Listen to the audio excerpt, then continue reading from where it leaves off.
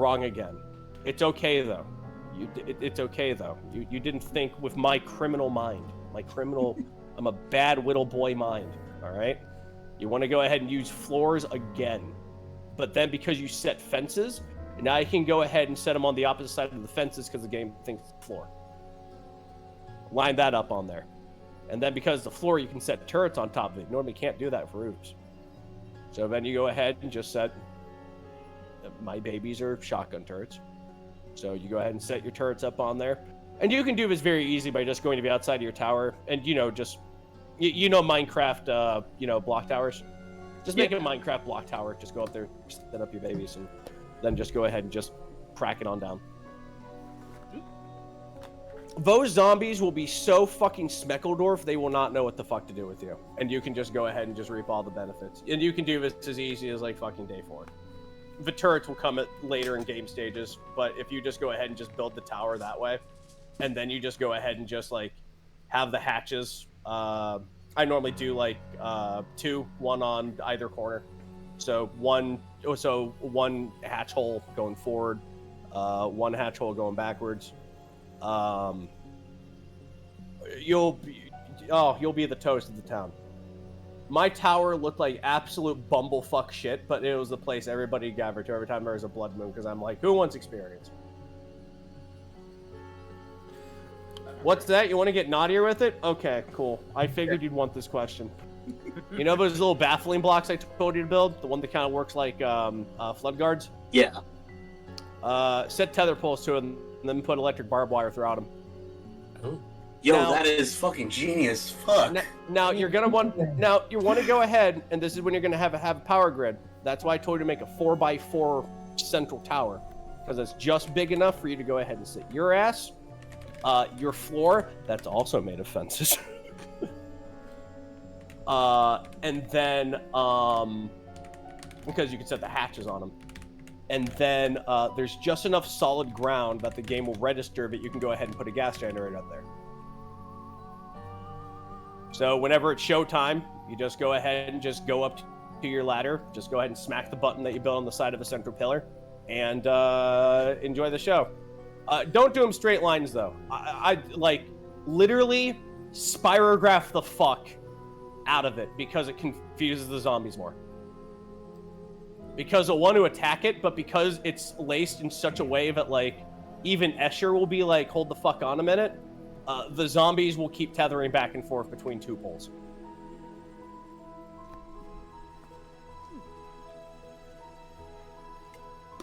I found smarter zombies in 95 Doom. Oh goddamn! There's just suddenly a burst of gifts from Xander Forte. Thank you, Xander.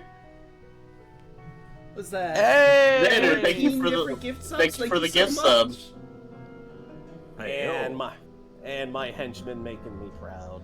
Oh, Daddy is so proud of you. You know, on the plus side, Xander, because you just did that shotgun blast of gifts, that's a bunch of people that won't have to deal with the ads. Yay! There you go. Ain't that fun? Apologize for being late. I was in the middle of playing Super Smash Bros. With my son. Hey, no problem. That is... You know what? I don't think anyone here will be mad about that. That sounds awesome. No I didn't know you had kids. Fuck yeah. Look at you. I have 3 of them. Damn! Goddamn. High score. They're 5-year apart. High score! Still counts! Take the fucking compliment. Whew. How's everyone doing tonight while this is going? Oh, really good. And so, while you're getting the supplies to build that tower, by the way, all you're doing is just doing traders and just going ahead and scratching your ass.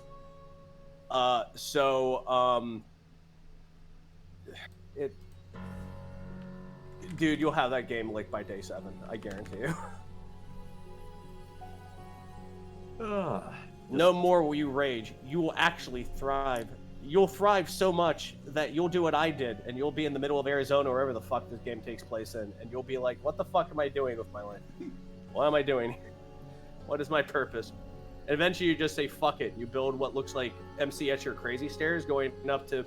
At this point, you're not even playing, the 7 Days to Die, you're basically playing Valheim with a very weird shape engine.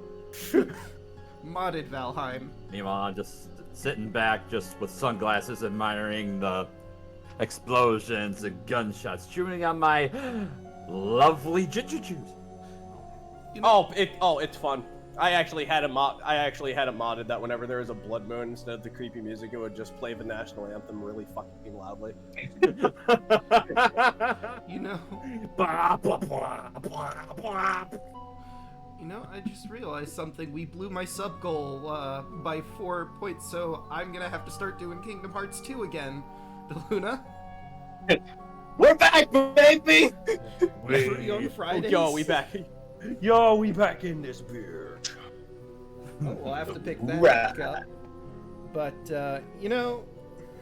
we've been preambling for a bit. I think we're good to properly get in the swing of things. Yeah, let's rock and roll and After Rabbit's 7 Days to Die survival guide. Or commit Oh, war that's a- crimes guide, whichever. Yeah, you should see my Factorio thing. You will not be able to run my factory on any rig, I swear to God. Even my rig, like, I have everything wired up to, like, a single button with several kill switches in case my computer just goes, that's too much. It's not for my power grid, it's so if my computer goes oof. Just screams out Here, looks like- protests. No! Why? It's for when your computer looks at you and says, Rabbit, no, I can't do this. You will today. It told me I could. Factorio told me I could leave the planet whenever, and I was like, nah. nah, bro. So many resources to exploit here. Oh no, it's the main reason I love craft games. If games will allow me to go ahead and just like play with their code, it takes me a little while, but I start nudging it. And I think Bromad knew what I was doing one time because I didn't even like do anything like he wanted me to do, and it wasn't any fault of his own. He just saw me just like have a zombie in a box, and I was just experimenting with how he was moving. Like, what's he doing? What's he doing down there? What happens if I throw this box in there? What happens if I put a cone? And I stand right here. What does he do? Because they're always path to go toward you, okay? So if they aggro you, they're always path to go toward you. So if you use that to your advantage, you can do some real clown shoe shit. Never, ever set a camp in a building that they built for you. Never do that. Even if it looks like a Fallout base or something, nah, fuck it. Good old reliable jank tower. That's all you need. All right. With that said, Get it running. You can get it running in as easy as one Led Zeppelin album. All right. Okay, now. All right. With that said and done, ladies and gentlemen, and everyone in between or outside of, I give you the host with the most attractive and well-spoken and magnificent clown in all the multiverse, the founder and creator of the Revelia, the one, the only, Heckna!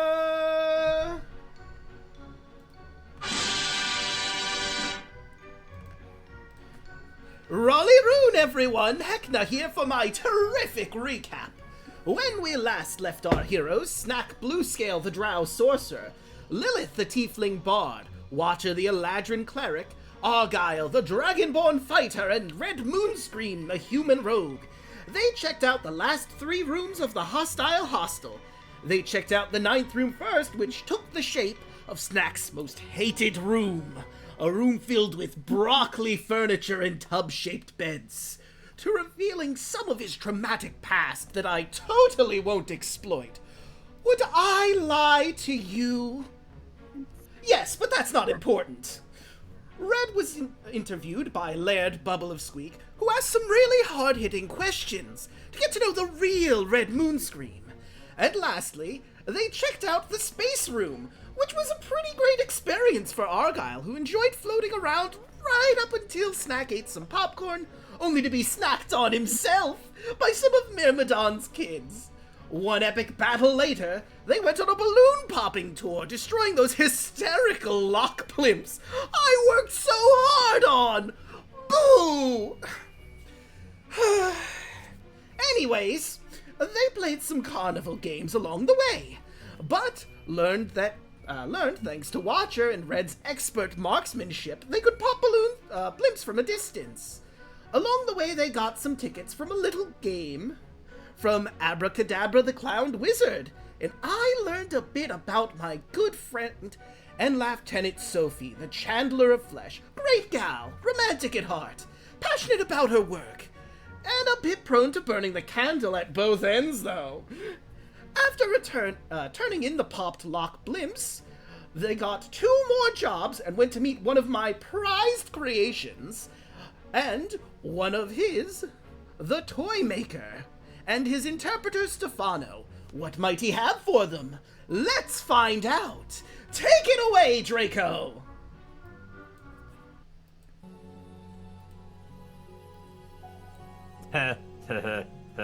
He thinks that's red.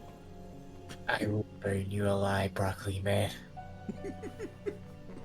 You're gonna die, Broccoli Man.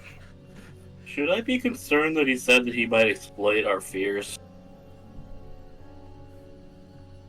Guys, I don't think we should go into the box room ever again. Yeah. Down for the weekend. I mean, he said he wouldn't exploit your fears, and that he wouldn't lie. Right? Right. It's fine. Anywho, before you stands the Toymaker, who... Did I? Oh, I didn't put that in, but I can put in the art I originally showed.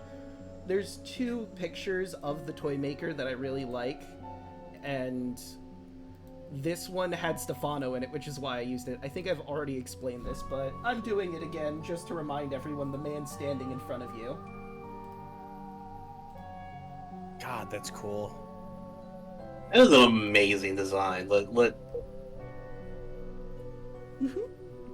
wants me to do on the He-Man? It's like if Geppetto went full on. If Geppetto put himself in a puppet and gave it multiple masks. And multiple arms. Do multiple things. Yeah. And his chest I was a want to dresser. play Liza Peppo really bad. You need an eyeball? I got an eyeball.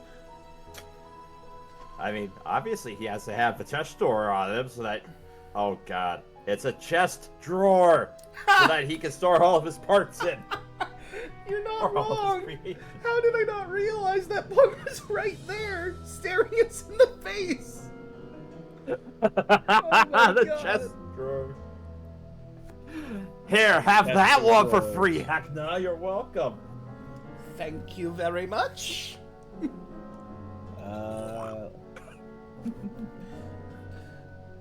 So, Slowly. oh, go ahead. Just slowly raise up here. Where'd he go?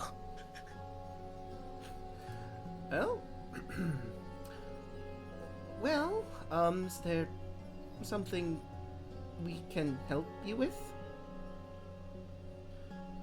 Absolutely. I believe my companions wanted to go ahead and talk to you about a matter most feathery. He cocks his heads for a moment and then thinks about it. And he starts signing away, and Stefano translates for you. Ah, yes, Locke, he said you were doing some jobs for him, and I'd like you to do something for me. And he will hold out in one of his hands this token. It is a stone purple token with a red exclamation point on its surface. It looks like it's indented and carved in. It took a lot of craftsmanship probably to make this token. Stefano elaborates as the Toymaker continues signing. I would like you to give this token to Pinky. and come back and tell me what exactly she says. You can meet me at the Lost and Found, because our mutual acquaintance has a method to contact me.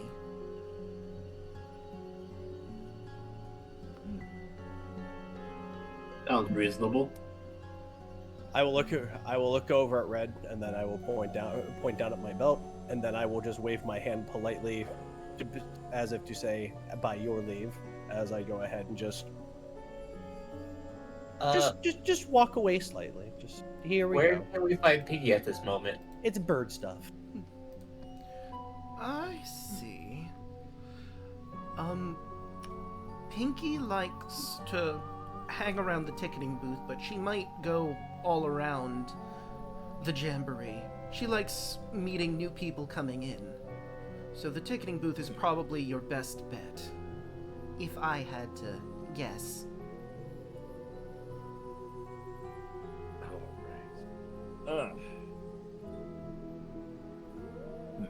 Alright. Well, I suppose that's I suppose we can make our way up there on our way back. Just double check.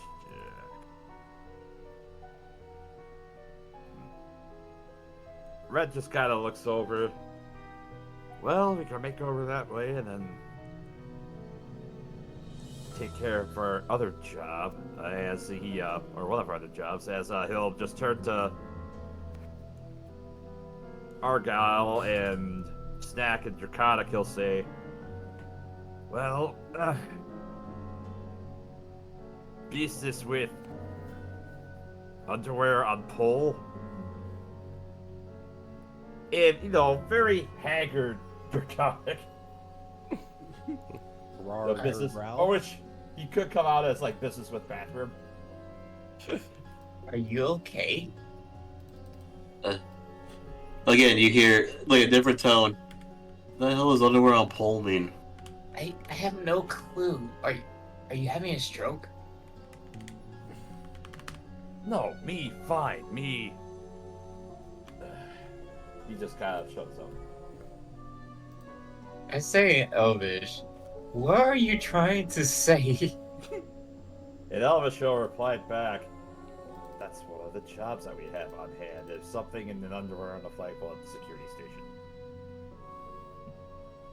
Oh. And we have to take the underwear and whatever's inside.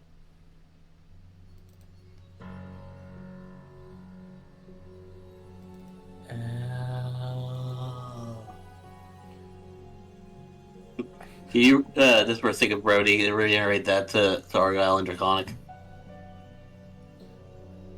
I will say he just wants Well- the marionette. You don't have to take the underwear, unless you really, really want to. Oh, okay. Yeah, That's true. it's what lies within the underwear. Yeah, Yes. it's more the marionette in it than it is the underwear itself. But if you want to get some extra style points for fun, you could do that. Snack says regarding to Argyle. He wants to steal the underwear from the security. I will look over if you're speaking in Elven. No, he'll be speaking Draconic because Argyle doesn't know Elven. I'll look over at Red and then Elven. I'll say, remember to keep the scene intact, just the thing within. Right. So I installed the other picture if you want to see the other art, because I really love this art of the Toymaker. Oh. Ooh. That's the one used Yo, for his token when you deal with that. Yo, that's me on melatonin for real.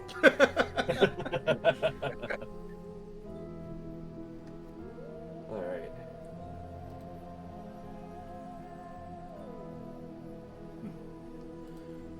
So, And above the table, Draco, that was the only job we had. Was that the only job we had from Locke? no, you got two jobs. One of them was Oh, to get right. the marionette. The elixir. Yeah, you gotta Elixir. steal a beer cup from Felix, The beer cup, that's right. shaped like an owl, because that's neat. And fuck Felix in particular. Allegedly. Not the consensual good kind of fuck, just the bad fuck in general. Yeah.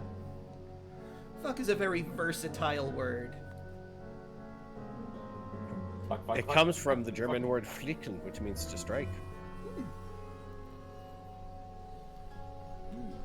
Thanks, Cheech and Chong. I was gonna say, like, I know that reference.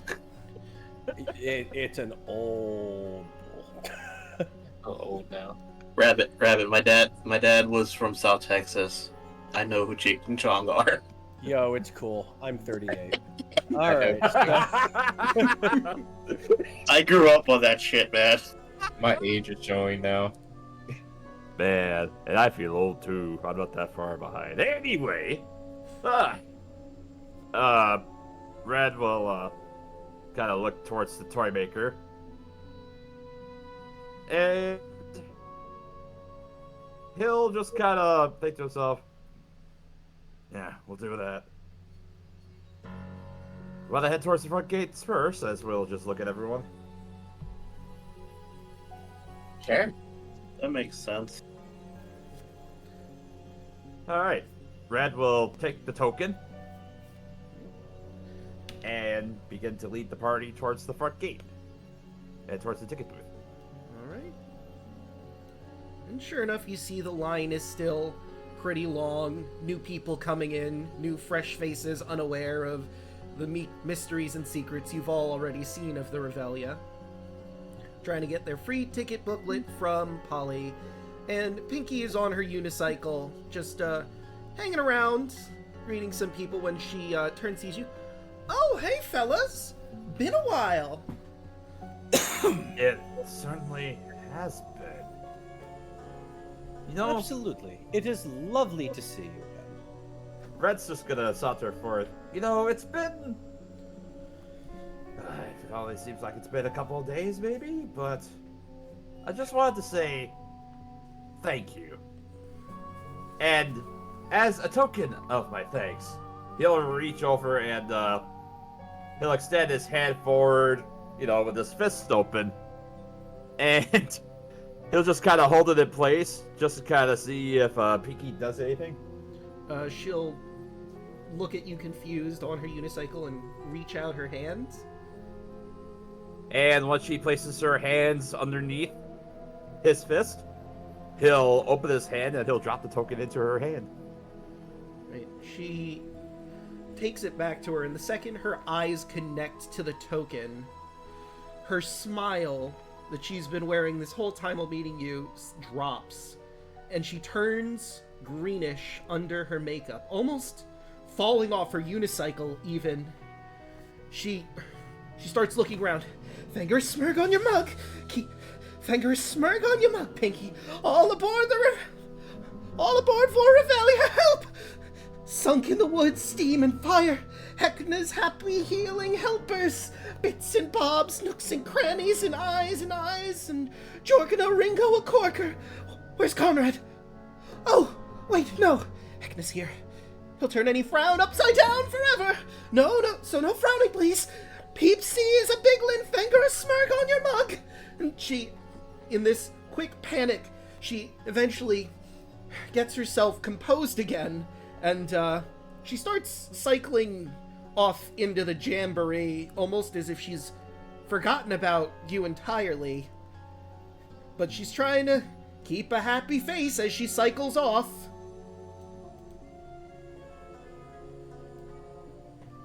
What the hell was that? And I'll post that in general, all the things she just said.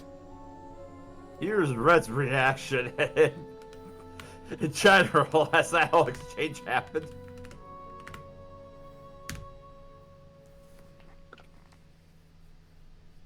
Oh, well, now you've seen what that first one means, but I'm gonna just delete that real quick. Boop. There we go.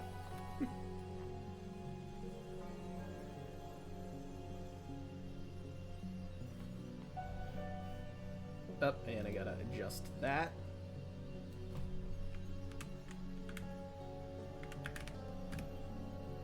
There we go. Oh, I know exactly what that was. Intriguing is what that was.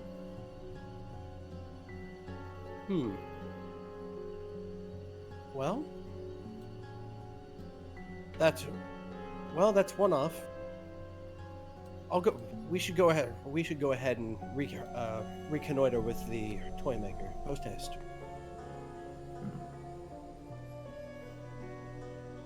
Well, we could, or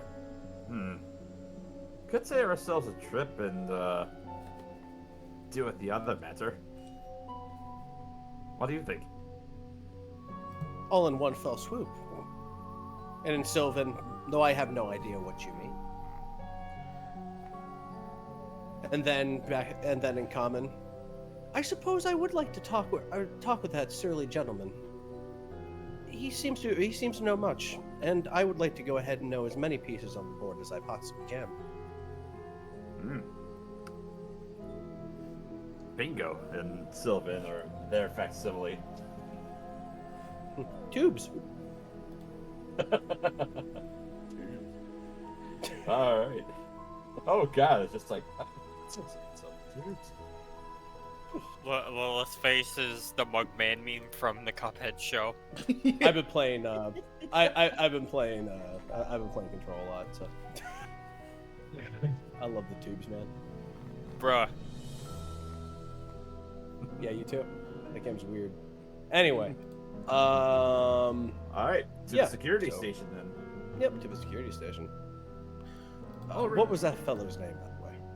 Sean. Sean. There it is. That's how Argyle was like hands to his muzzle, looking kind of concerned about what the hell just happened. Well, I'll give it the same look as any. I'll give him the same look as any other fake creature would, seeing that.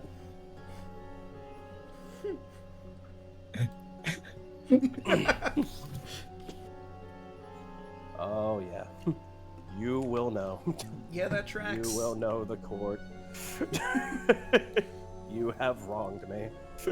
This is so fun. Anyone else horrified watcher part of the fake court? Yeah, no, this makes sense. That's neat. Yeah, this is normal. Would I Yeah, be back in able the to? material plane, bread and water during a quest. My daughter's been taken by wolves, and I go, "Oh no, how?" Looks at Red's face. That would be sad. Tragic. Yes, you would say tragic. Learning. Okay. Did you guys but want yes, to stop at the food court before the security building since it's on the way, or just go straight to the food court and then wheel back Oh. around? Actually, that's a good point. Because the food court is right here. I mean, if we get chased by him, we probably want to at least get the underwears first if he tries to chase us for the mug. Also a valid I have point. I have another way in which I could go ahead and be an aid.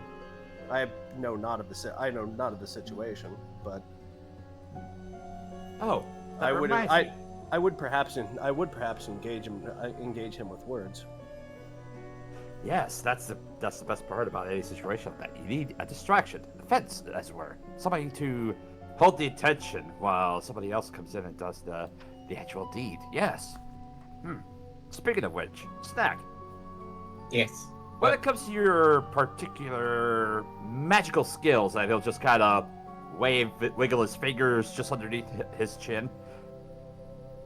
Do you think you would have anything that would be useful for me? What you mean?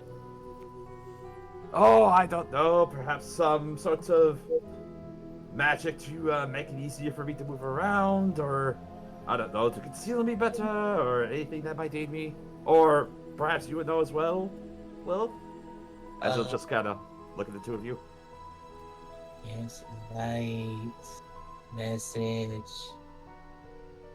I mean, I can do prestidigitation, change the color of your clothes, to match your surrounding. No, fireball's not gonna do it. Can't bonfires now either. I could burn them. Burn them. You could No, set the shop no, on but- fire. That's a pretty good distraction. I mean, it might kill everyone Burn inside, them. but No, burning has the same that for Heckna. No. Alignments still matter, only slightly. Only slightly. Which bolt? No. Mind whip? No, probably just prestidigitation. Or dancing lights. I can just put it in his face Oh! and blind him. Oh! You know what? You know what? Hold on a second. didn't somebody on a second. have Pass Without a Trace?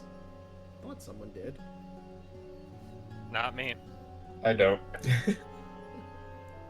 Maybe I was thinking. Hold on, let me pull up that huge list of every spell I know to mankind. Yeah.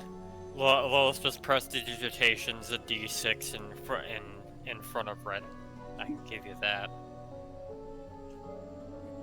Yeah, prestidigitation's the only thing I can do too. Or dancing light to distract a dude. Hold on. I mean, Bardic I can Inspiration's pretty good. Inspire you. Okay, hold on. Cleric. That choice is somewhat peaceful, so maybe. We'll find out. Well, it depends. I mean, You don't want to wake up people while they're sleeping. That's just rude. Milla, yeah.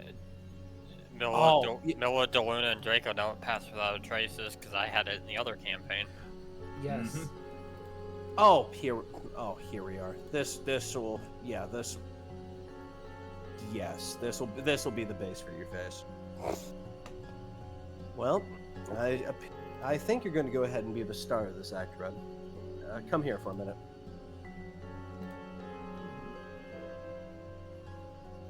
Well, first of all, Titania's grace be with you. And to that same thing. Let's see. I have it here. Hold out your tongue. Oh. He's just gonna stick a piece of cat fuzz on there.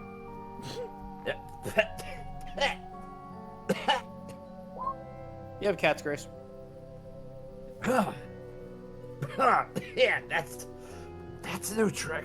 All right. Fey trick. I need some fuzz from this and that. You'd be surprised what gathers to your robes here.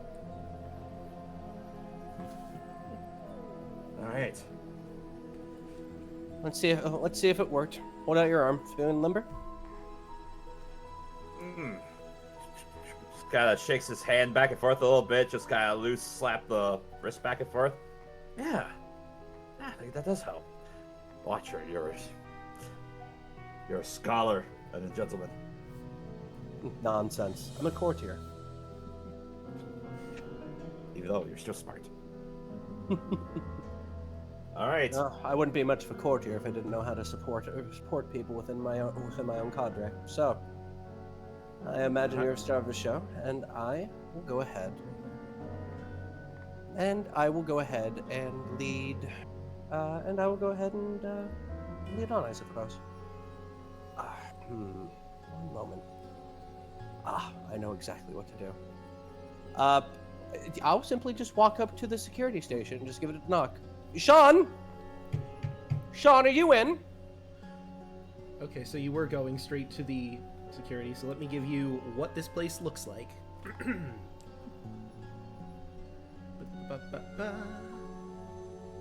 Actually, why am I scrolling up? I can just type in the page number. I'm being a ding-dong. I think that's on the Midway? No, he's in here somewhere. That's the food court stuff. Here we go. The large security building is a dilapidated arcade, almost entirely covered in Heckna posters. All of the posters direct their attention to you as you approach.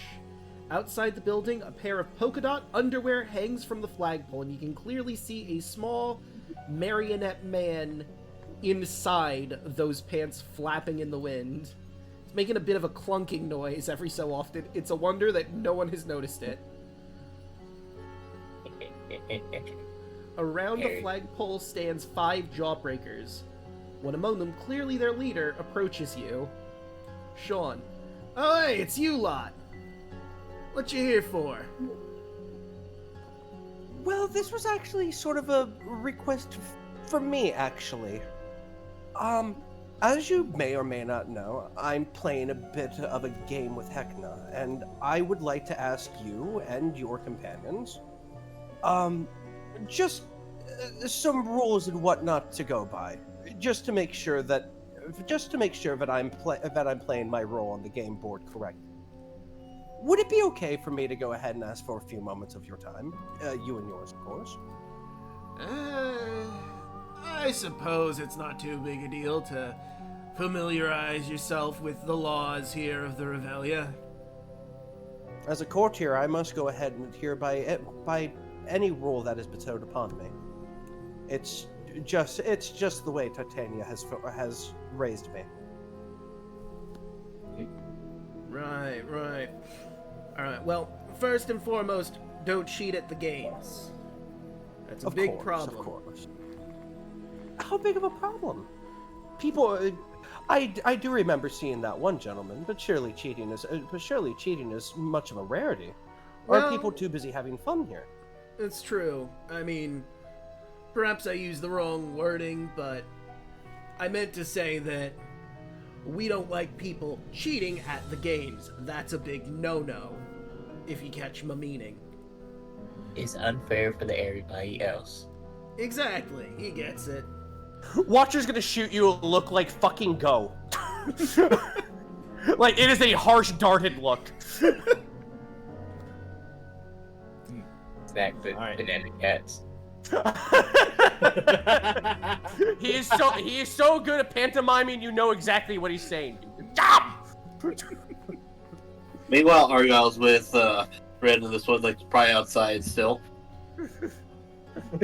Well, this is outside the arcade guess. because the flagpole's around here. But Sean is engaged in conversing. The other 5 of the strong arm jawbreakers are hanging around, but they're mostly, sparring with each other, flexing. They are the jocks if you hadn't figured that out. It's pretty obvious, I felt, but throwing that out there. It's awesome. It's awesome. That goes up to in the one. descriptions. Am I in viewing range with him of them as well, just talking to Sean and whatnot? Yeah. You can very easily see them nearby. They've gone about their own things. They have like a ceremony or whatever with this underwear flag that they were just kind of ending. So now they're just meandering around until some trouble appears, or they make trouble, whichever comes first. All right. No. I imagine, is that a gobbledygook phrase? Is that somewhat like what would be the term? Is that someone like a demerit, a penalty, infraction? I guess I would say. Well, I mean, for the most part, we just beat the tar out of anyone who breaks any of the rules. And then occasionally take their tickets away. Depending on the severity of the issue, who owes what where, that sort of thing. Of course. So make sure justice is served, and people who were harmed in the act are restituted accordingly. Correct? Right. And Capital punishment. I think not much of a words kind of person, but that sounds right. We mostly hang around the jamboree here, but sometimes we'll go into the... You have no idea what was just said. It's that distortion effect again. I mean, we will occasionally go in there as well. But, the place with, the big place where you spend the tickets for, games or similar in the... is, So, they usually take care of their own stuff in there. Of course, of course. You know, Sean. While you were telling me, I must say, you and yours, the flexing and whatnot, is that some kind of training regimen? Oh, yeah, kind of. You know, we like to keep any flexes real strong. It's kind of our thing. All the jawbreakers are different. We're the toughest of the tough. Gotta be being the security, as you can probably imagine. Oh, of course. Those biceps would put even a Green Knight to shame, I would wager. Yeah, I don't know much about these Green Knights, but I think I could definitely take one. You can't. And, but that being said, did I catch you at an end of a training regimen? I do love watching.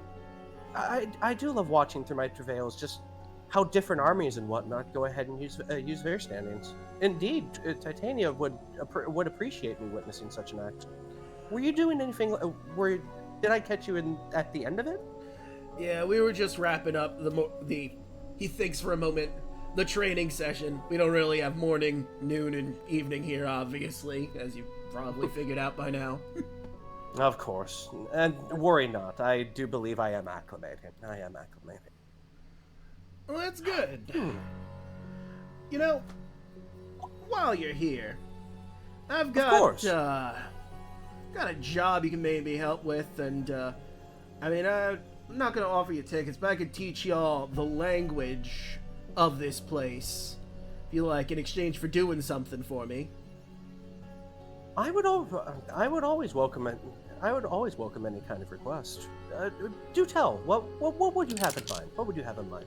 And I will just wave my hands out as in a courtier fashion to offer my services to him. And I'm basically vying to get the attention of the other big guys of me making a show. The fancy elf thing is talking. That's basically what I'm trying to throw out there. Right. The presence. So Draco, Yes. as before the conversation continues, it's important to note, is the attention of the jawbreakers suitable enough that Red can attempt to slink away and get up to the flagpole? Yeah, at this point, they're all sort of gathering around to hear what Sean is going to have Watcher and the lot of you do. They're excited to hear about this prank he's gonna set out to, so they've left the pole unguarded for the time being. Alright. So, while this is going on, Red would like to attempt to sneak up the flagpole to grab the marionette. Alright, so Argyle would deliberately be keeping watch right now. I'd say roll stealth, and then roll athletics to climb. Alright, stealth with advantage. Here I go. Oh, that's sleight of hand. Plus. So I'll let you roll Oh, again. oops. Misclicked it. Stealth Roll gooder. Better. plus the guidance. D4. 15. Okay. Let me take a look at their sheets, see if any of them notice with passive. And Nope. Snack is going between the jawbreakers and the flagpole, ready to ask them a question if they try to come up. Alright. Yeah, you're really lucky. On Sean, you beat him by 1. Ooh, take your rabbit. You were Don't take me. dangerously close. Thanks, Titania. Titania, sweet ass. Propane accessories. Alright. Now I'm for just the trying to climb. get the crown of Titania. Do I look like I know what a goddamn corn dog is? I will need to teach you Silent for this. Now you're in for a lawsuit. Alright, so that was for the sleight of hand, and then, or the stealth. And now for the athletics. Climb. Normal. Yeah.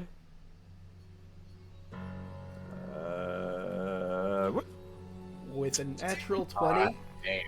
you are absolutely focused on climbing this flagpole. It doesn't look like it's seen a lot of care, so there's some divots in there that act as makeshift handholds and footholds that allow you to get yourself up right to where you need to. And sure enough, once you're at the top, you see the marionette clanking against the flagpole in the underwear. And he looks at you. Is it time to go? He nods, and he'll just kind of, as he's grabbing on, he'll just kind of lift part of his traveler's cloak where towards the back where the hood is, and it says, "Climb in." All right, Stay quiet. I'll try my best. And he hops on into your bag. All right. He'll, well, make sure that the bag is just sealed up nice and tight, give it a nice gentle pat, and then he'll attempt to shimmy back down to the ground. All right. And sure enough, it went smoothly. Meanwhile, back over with the rest of the group. All right. Yeah, let's play this out while this is going on. Sean pulls out what appears to be a perfectly round, about like, for our terms, maybe like a ball pit ball. It's red colored. All right, so Okay. I want you to take this, and as you look at it, it jiggles a little bit. Is gonna hatch in a popcorn swarm. I don't know if you've seen them yet, but it's basically Myrmidon's children. I want you to take this and slip it back into Swolson's booth, the Dead Ringer. It's gonna be hilarious. Oh, I see. You said popcorn? Some play with your duty. Exactly. I mean, you know, gotta have fun too, after all. Well, of course. I always imagine how you manage to go ahead and balance fun with a duty as true as yours. Jacob, did you just say popcorn? Yes, popcorn swarm. You dealt with that a little earlier. They apparently hatch from these weird colored eggs. Jack's hand yes, first I've go red and catch on fire as he stares at it. Sean will look What's at that? the sudden light up. You know, right there. He's very impassioned. It was a pretty good praying, huh? So the Dead Ringer, you said? Hmm? Yep. Just gotta pop it in there. I mean, I wouldn't throw it, because that'll probably make it burst, and immediately they'll spray out. I want to, like, wait for a little bit, and then suddenly, BAM! Popcorn swarm. It'll be awesome. Alright. And this for exchange and learning some of the what was the term, gobbledygook? Yes. Exactly. You can just come right back here, and I'll teach you everything you need to know about the gobbledygook. I always welcome learning new cultures. I can only imagine sneaking this in. What would you suggest? Tall grass somewhere they wouldn't notice. Yeah, I mean, the booth's also a tent, so you can probably just, like, lift up the tent and roll it in. I'd imagine that probably worked pretty well. Yes. Okay, I see. I welcome this. Absolutely for a bit of fun and a little bit of learning as well. In exchange, while we're talking, I would also like to ask you another question I might have had. Something about the makeshift of some of the armaments I've seen around here. Very interesting. I understand that they're candy. Is that correct? Oh, yeah! And he, flips out. Let me grab his sheet, because I believe he's got special stuff. He spins around a knife that he has that appears to be made out of, like, perhaps like a lollipop or something, connected by a, like, peppermint chain that he sort of spins around in one hand. Yeah, Kenji did a pretty good job on these. specially ordered Candy weapons. Some of them are from Heckna's magic himself, but Candy does a really good job. These aren't for sale, obviously. This is something that we, as the people that work at the Revelian, get access to. We have, like, a special deal Of course. going We have our own ways back at the court too. Silvers and things like that. Oh, so this is your variation. So interesting. Candy, you said, is she one of the? You know what? I point at the ball. This first, then you and me can have some discourse. I think that would be delightful. Yeah, absolutely. That thing's really close to hatching, so time is of the essence. Of course. All right then. I think the quickest way, gently, just roll it into mine, and I will be back. I'll be back in, well, La Fiesta. I'll be right. I'll return very present. We'll be here. That felt better. Of course. Of course. Let me burn it. I'm. That being said, Snack, I do believe I have a mission. I have a mission for you, actually. Would you be so delightful as to go ahead and escort my friend? I feel a little queasy, I would say, and I will nudge Red with an elbow, and Sylvan, I'll explain later, and I will very quickly walk over to this tent. Okay. You ate the popcorn. So the Dead Ringer is this tent over here.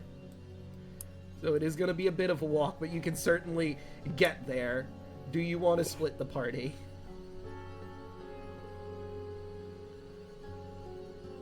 Well, I figured this would be great to do while they're talking to Locke. Okay. That's fair. If Matthew's tied to my hip, and the Eladrin doesn't know, because by quotes he doesn't know, this would be the greatest thing to go ahead and take Matthew's distraction off of everyone else. Okay. And it's pretty ingenious considering he thinks you're just getting into the spirit of things by pranking someone pretty hard. So, I'll lean down toward my belt as I'm quickly walking. Are you ready? My first prank. Be sure to take notes. I'm pretty excited. I can't really, write things down, but I'll take some mental notes. Don't you worry. Absolutely.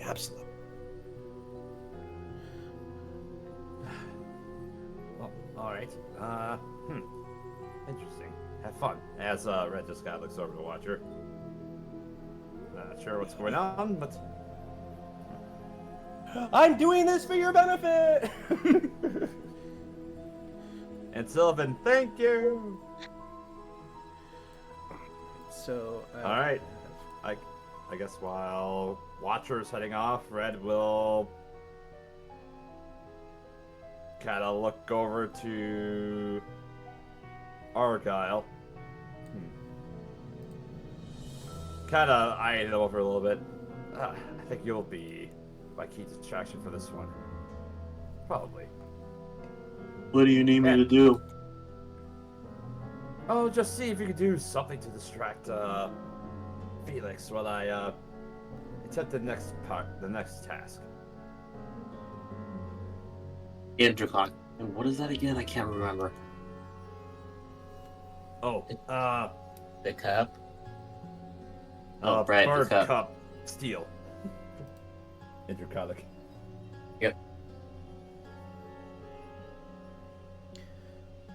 Right, so.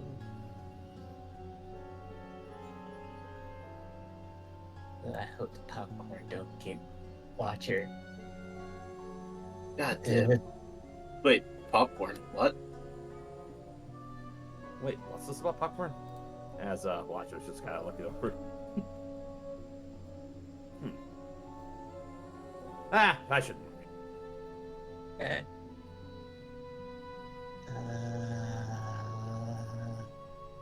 I don't know if if he wants me to tell you yet.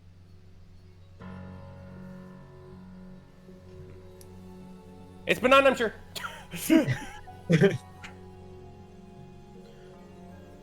so let me just make sure I'm getting this right. So are you guys going to the food court and then heading to Locke's while Watcher does his prank, or are you just gonna go straight? That's what I figured you Yeah. guys are doing. Okay. Yeah, that's what I figured we were doing too. Okay, I just wanted to make 100% sure that was the sequence of events. Mm-hmm. Right, so I'll put y'all in the food court, and might as well just roll initiative between you two, and I'll do whatever scene rolls higher. Okay, I got 20. I'll roll for us. And that's Ready, one, man. so looks like it's time for another stealth mission. Although technically they're both stealth missions, now that I think about it. Yeah, but Reds has a lot more stake right behind it. Remember, Watcher, this is a pranking mission.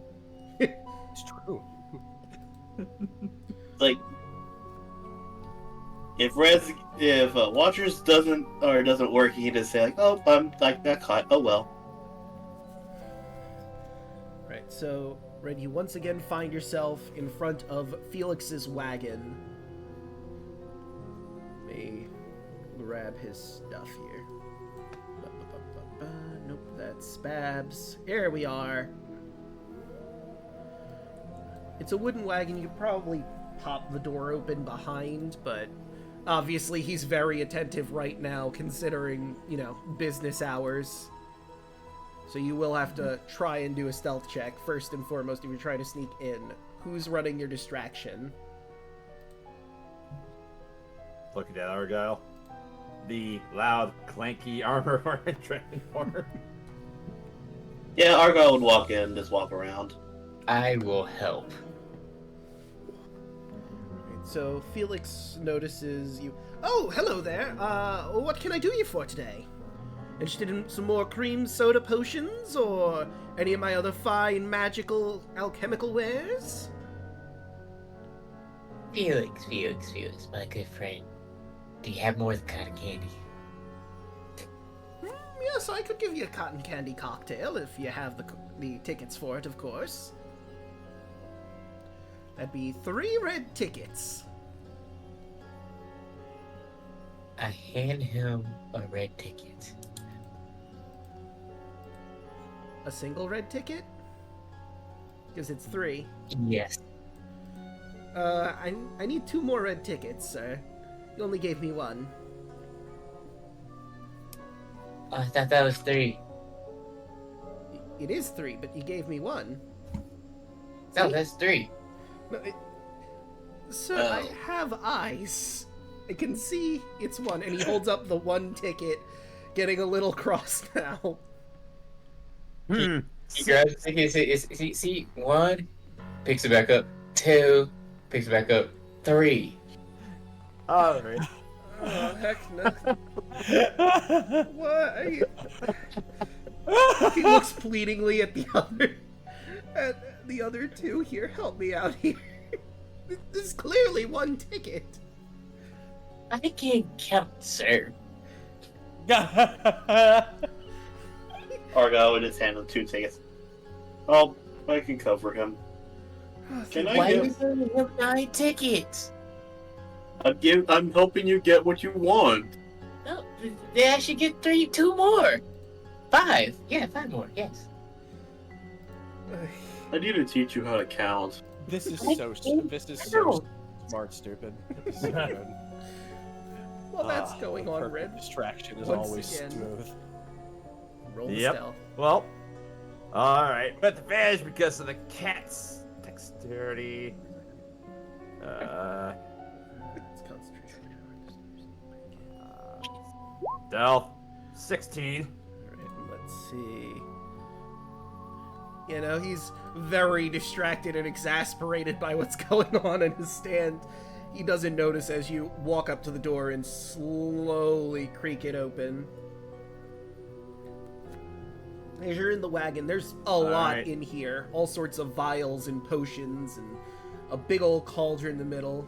but eventually you manage to see, mixed in here, a bunch of different glasses that seem to be like various amorphous blobs of glass that just barely look like a cup to hold a liquid. But one of them, oddly enough, looks very much like an owl. You found your target. I will take the target. Right, sleight of hand, because it's glass mixed with other glass. Alright. Also with advantage because of the sleight of hand. 19! Oh, whew. You managed to very... Trying to get a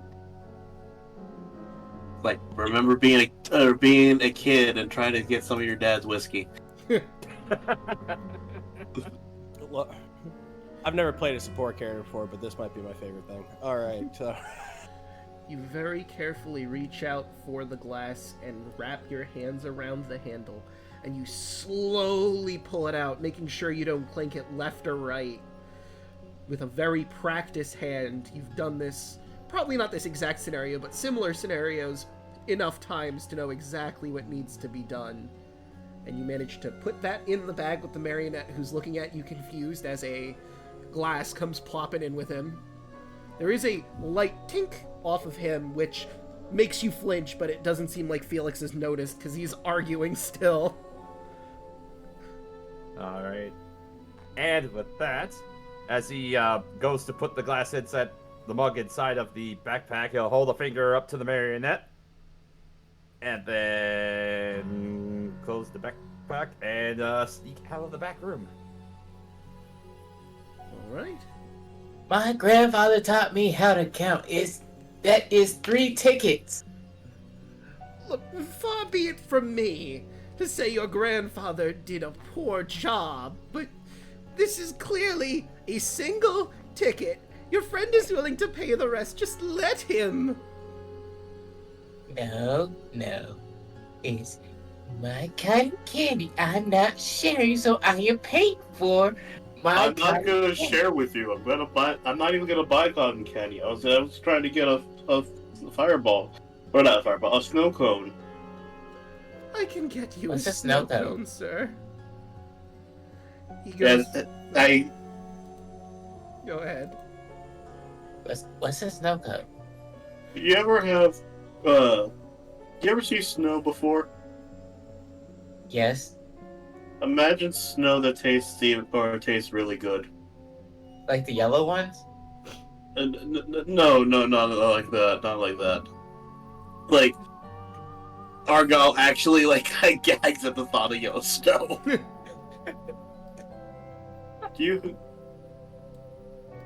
Felix, what flavors of snow cones do you have? We have.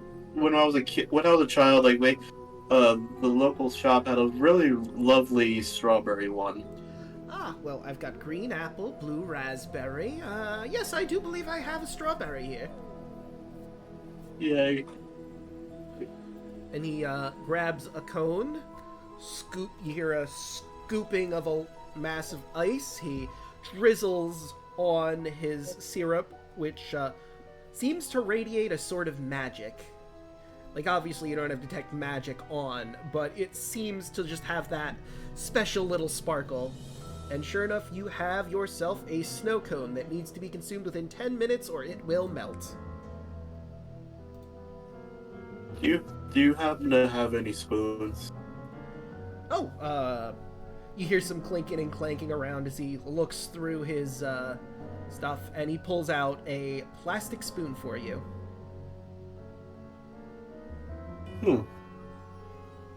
This is an interesting material. Oh well. He just starts eating. All right. Yes. This reminds me of home. Upon consuming the snow cone, you can now cast Ray of Frost once within this hour. Charisma is your spellcasting ability for it. And guess what my second highest thing in the game is? Yay. Like, would you like to try? What flavors are there? Well, I have strawberry because it's my favorite type of fruit, but I'm sure he has more. Yes, I've got green, like I said, green apple, blue raspberry, strawberry, watermelon. I've got a grape one, schnozberry. Schnozberry? While this is all going on, by the way, I would like to think that, like, even though he's probably not behind him, like, you could just, if it was a movie, you'd see Red just sneaking right behind Felix. Oh, absolutely. Yeah, coming out like Metro Man.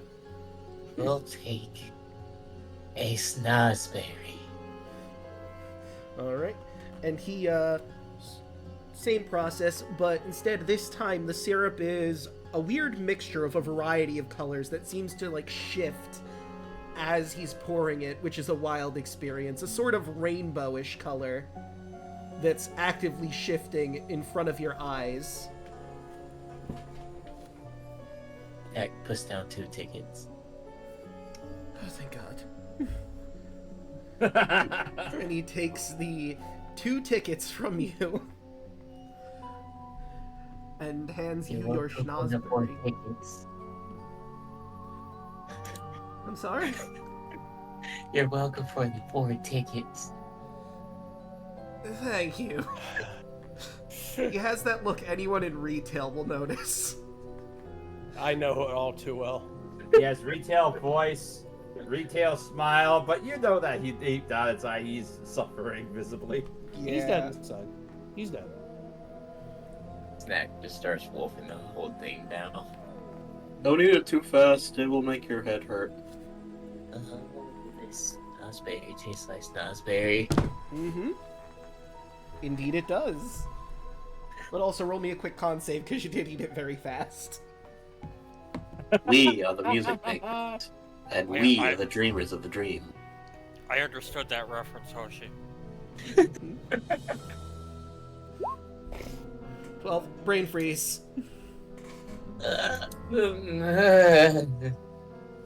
Yeah, that happened my first time too.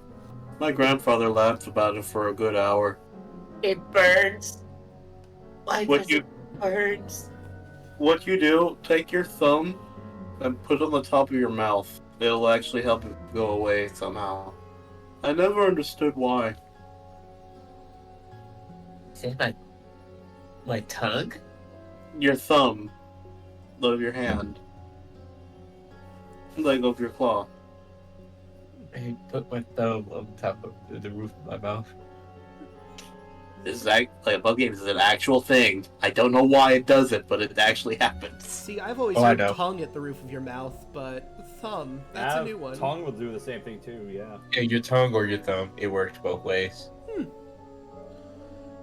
Eventually the pain subsides, but I'll say you take 1 point of cold damage from the brain freeze. Just 1. Wait a minute. Before I leave, Felix, I'll suggest something if you don't mind. That looks like you. Hmm? What would that be? I think if you put that cream soda on the snow cone, it'll taste really good. You know, that's not a bad idea. The problem with putting them on the snow cones is you have to eat them or they melt, but I could probably get a cream soda flavor, you're right. I'll have to work on that, thank you. If you get it right, I want first taste. You know what, I think we can arrange that, friend. And, oh, go ahead. Lilith holds up the 2 tickets. Gripe me up. Alright. And he'll Grape me! he'll get you Grape your me up. purple snow cone. And you also now have access to Ray of Frost for 1 hour. Grape me up before you go. And I have updated the food court information to include what snow cones do for future reference. But meanwhile, we have the other end of things with Watcher and his egg. So, Watcher, you've made it to Dead Ringer. And I'd wager you're probably not going to walk right up to the front and then go around. You're probably keeping a little bit of distance to start off with, right?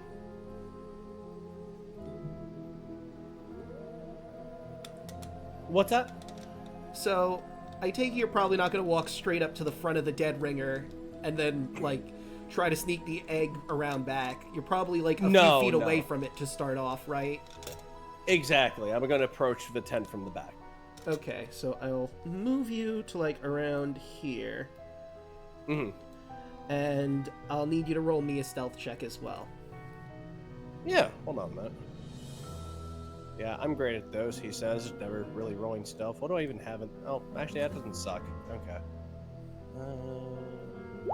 Boop. Let's do heavy armor. Yeah, why is it I don't wear heavy armor. I'm not wearing heavy armor. I don't think I'm wearing heavy armor. Am I wearing heavy armor? And hold on. Let me look at my thing. No, it's scale mail. It's medium armor. Yeah, I wouldn't come right out the gate with scale mail. Well, I don't know. Let's just pretend it doesn't exist. It can't hurt us. Yeah. It can't hurt us at all. So, I'm going to say that's 9. I'm going to roll a d4 for guidance because it'd be crazy if I wasn't slapping this on me every time I had to go ahead and even breathe. Yeah, let's say 10.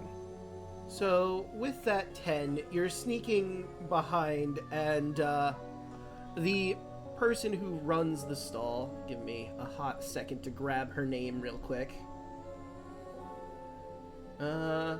Swolson hears some shuffling back there and goes around and sees you with the egg. And as that happens, Rabbit, high or low? High or low? Yes. Let's do low. Let's not. That is a 71. The egg hatches in your hands, and you're immediately swarmed by the popcorn swarm, and Swolson just shakes her head. Sean Check this has out. you doing this, huh? Wait, hold on. You just were back. Teleport next to her. Quite so, I'm afraid. See, he hasn't gotten the timing right. This isn't the first time he's tried this prank of his. No, I'm sorry. Your stall might be harangued for just a moment. Well, will they disperse on their own? They are hungry. They're probably going to come this way. Yep, here they are. So we already have initiative. I'm just going to roll a popcorn swarm in, and you're going to have to get out of here as best you can. Absolutely. I do love how she found you. She was like, God damn it, Sean. Yeah. Like you said, this has happened before. Just can't seem to get the timing quite right on it. All right. There's our popcorn swarm. Okay. And I'll roll them into initiative. So they've got a speed of 20 feet. It's probably not going to be too hard for you to mad dash out of here, especially since you would go before them. Oh yeah, I already face stepped 30 feet next to her, and I'll look at her and go, perhaps a break's in order, and then I will go ahead and just leg it. Yeah. Choose it! You know, I think you're right. I could use something at the food court. And she puts up a sign, be back soon, and then just walks away as this popcorn swarm very, very pathetically tries to chase after you before eventually giving up and looking for food elsewhere. You can't catch me. You should see the primordial forest I live in. You're just little bugs with your teeny little legs. What are you gonna do? Yeah, what are you gonna do? Nothing. That's what you're gonna do. I am Faye. You cannot catch me. Run as fast as you can. You can't catch me. I'm the Eladrin man. Do you know the Muffin Man? The Muffin Man? The Muffin Man. Yes. I still love how like he was like Dr. Frankenstein. You need to understand how hard I laughed at that. I had no way to laugh as hard as I did that. But yes, yes, I will do that. I'll beat feet. and then I will make my way back to Sean as per our agreement. All right.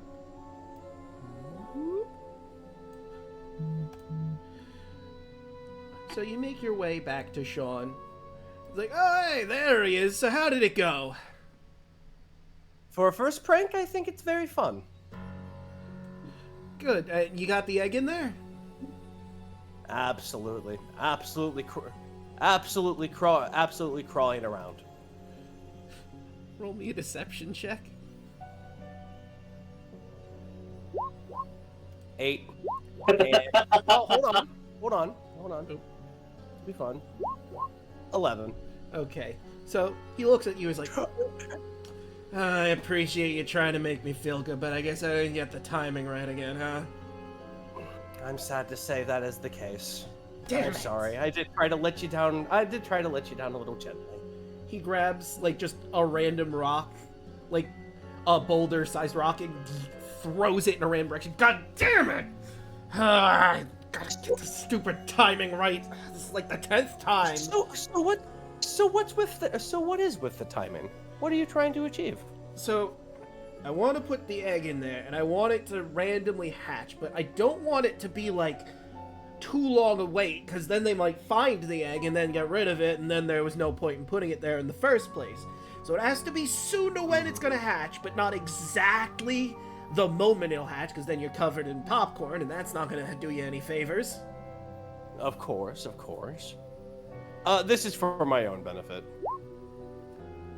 14. I'm trying to relate these to, like, insect eggs and whatnot in the Feywild. Like, would a 14 denote, like, it would be better to wait until, like, the egg's warm. A warmer egg would denote that it's going to hatch, but vibrating means, like, it's going to hatch in a minute. Yeah, I'd say with that, I'd say in nature would probably be more the role you'd want to do for this instead of medicine. Because medicine would imply remedies or potentially, like, antitoxins, so I think nature would fit better for what you're trying to find. Let's see what we got here. That's still an 8. Yeah. Think of warmer eggs. With an 8, I'm gonna say, you know that, like, obviously in the hatching process you gotta keep the egg warm. Mm-hmm. You think that it probably was way too soon just from the evidence you've seen, but you don't know, like, the perfect, like, grace period for what Sean is looking to do. It's hard to pinpoint. If I could make a suggestion back at my home, a warmer egg, not vibrating, but a warmer egg might give you more luck. Have you tried doing that before? So don't wait, like, the exact moment it's gonna hatch, but, like, a little before. It might be difficult to get it just right, but that could work, I suppose. Thanks. Oh, right, I gotta hold up my end of the deal, don't I? Absolutely. Do you have time? Oh, yeah, so this is going to be interesting, because for this, Roll20 has recently added a way to put PDFs in here, and I basically grabbed the section of the book that relates to gobbledygook. In-game, with Sean's tutelage, I am going to say you are now going to be fluent in gobbledygook, and you can just read through these pages at your leisure. There's a lot. The last page is like words and phrases and their translations, but there's also like numbers and various individual words, and if you wanted to make your own gobbledygook words, how you would like do that with like verb endings and the like. So wow. Yeah, someone worked really hard on making this fantasy clown language. I know, I love it. I'm not gonna study it. Someone's so passionate of clowns. Yeah. So, Yo, that's insane. Yeah, like, I think it mentions in the module specifically who did all the work on this. I forget off the top of my head who it is, but props to them for just going through the effort of making the language of gobbledygook enough that actual people can learn the clown language. You know, there was one guy on the team that's like, I get to make a language, and started bouncing up and down. Yeah. Look, if we're gonna make a language, we're making a language. We're not just gonna say we made it. There's going to be rules, I'm gonna have charts, it's gonna be great. And then, like, on the left side, you can just select whatever page you want. And feel free to look through that, but now whenever anybody speaks in gobbledygook, you'll have an idea of what they're saying. Oh, I see. So, us. Oh, so that's what they meant. Oh, is there a written variation too? Like, is it all like a spoken word? This is all a spoken word, because, like I said, It's all like, spoken really word? in the campaign, Okay. this is, Okay. this is a language that originates from carnival slang. So it has its roots in Oh, common, yeah. but it is its own language. Hey, I dated a girl with this. That's rad. All right, let's see.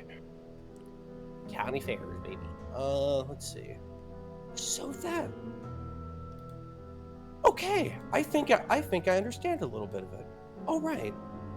And then in gobbledygook, I'll go. Thank you for your time. I appreciate that. This will help me. This will greatly help me. Hey, no worries, cousin. Was that appropriate? Yeah, you're doing great.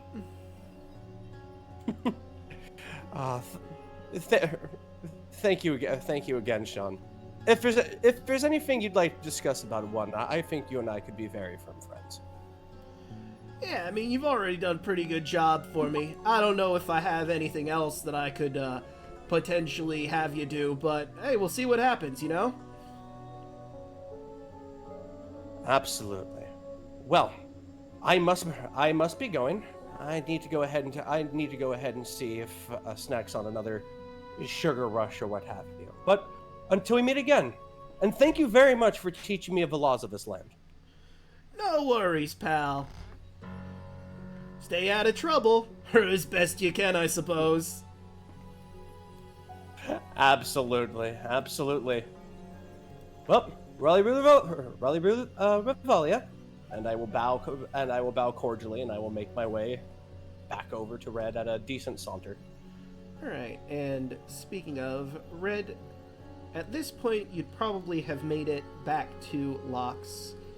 And also, above game, you all have officially done all of the side quests that Locke has to have you do. So before you get your reward in tickets, and you contact him about the Toymaker's job, you are now level 4.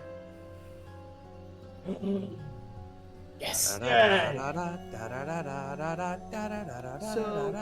the way Yes, it I- worked for this or- particular level up, you guys technically went above and beyond. This level up was for doing all of Locke's side quests, or doing some of Locke's and Sean's side quests, and if you ever met with Candy, she had a side quest for you. So this level up hinges on doing side quests. But you did above and beyond what you needed to do. It makes sense that they're trying to like front load the level ups. Be like, hey, we want you to live. Yeah. No, I like this. This is very much more Paper Mario. I appreciate this. Actually, now you mention it, yeah, it kind of is, huh? Now the girl in. Just, you know, watch out for any cursed, air quotes, chests. Quit. How about that? A traversal skill, that's a curse. And Mario's like, oh no, don't do that. Oh, heavens. How could you do That would this be to so... That it's a me disassociating Mario. me? Mamma mia! Don't curse me with the ability to travel water! How could you? You son of a bitch!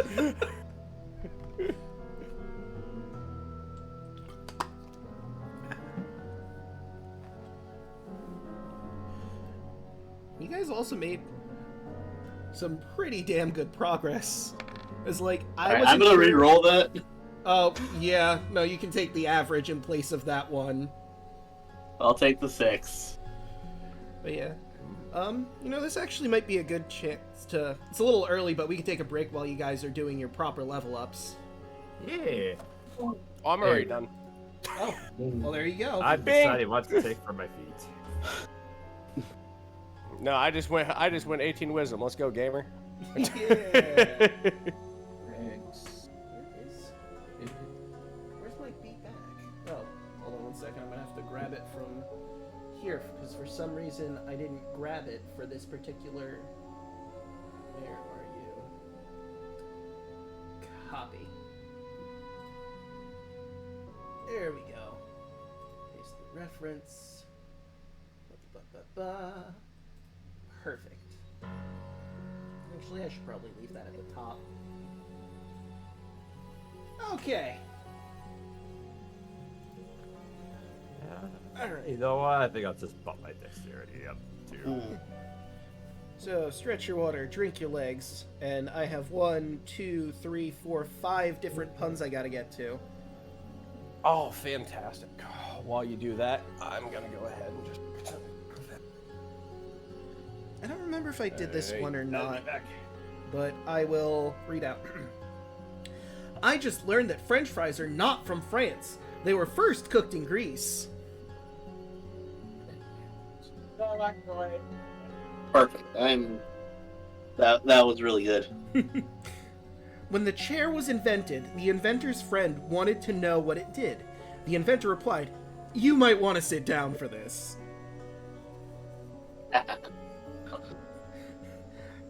I used to be a pantomime horse, but I quit while I was ahead. Tea bags are going up in price. Anger is Be right brewing. back, then I'm done. No problem. Tea bags are going up in price. Anger is brewing across the nation. Again, I'm pretty sure I did that one, so let's grab this one. My wife kicked me out of bed, out of the house, because of my bad Arnold Schwarzenegger impressions. But don't worry, I'll be back. See, in the calendar it says I'll return, but I feel like that's just they wrote it wrong. That must be a typo. Why would you not say I'll be back? Anyway, is anybody here aside from me? Because I think everyone hopped off, and I can't pop off to do my stuff if no one's here. I can't I'm still here. Okay.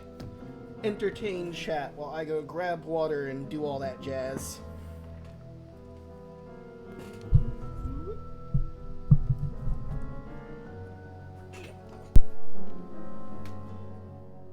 Hey, you jumped out of me.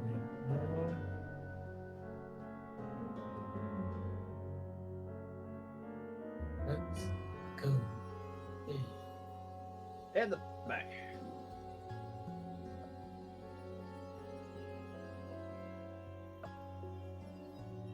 What's the you doing?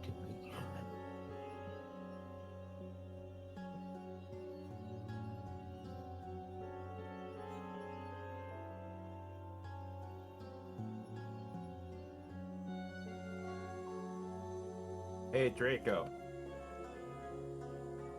Oh, I wasn't sure you were back yet. But, Yeah, I think go away. hey, everyone. I've got a pun for you guys. I just ran into a pirate. He just had his piece stolen. Good. Yeah, it turns out he was pretty irate.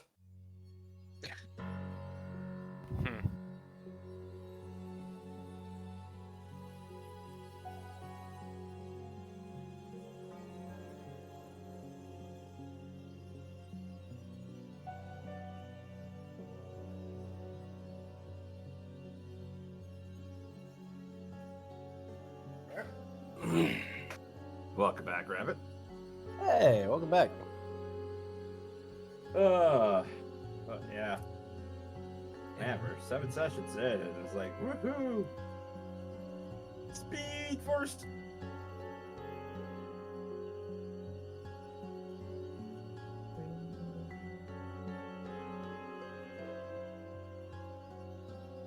I was just trying to think here for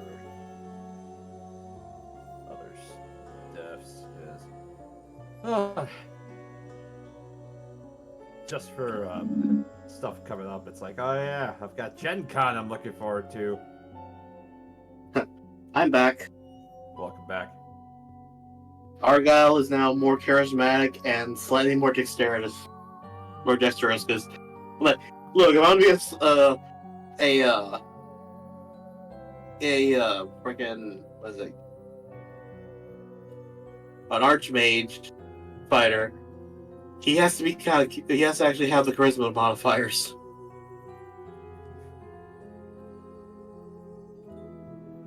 But yeah, I'm just kind of working away and stuff on mine because I gotta get ready for Gen Con. You know what I need to get ready for Gen Con, Rapid? What do you need to get ready for Gen Con, buddy? My 2,000 point army of Conquest Lords. They all need to be painted in these 3 colors. God damn, son. I have 100 individual models in total to paint yet.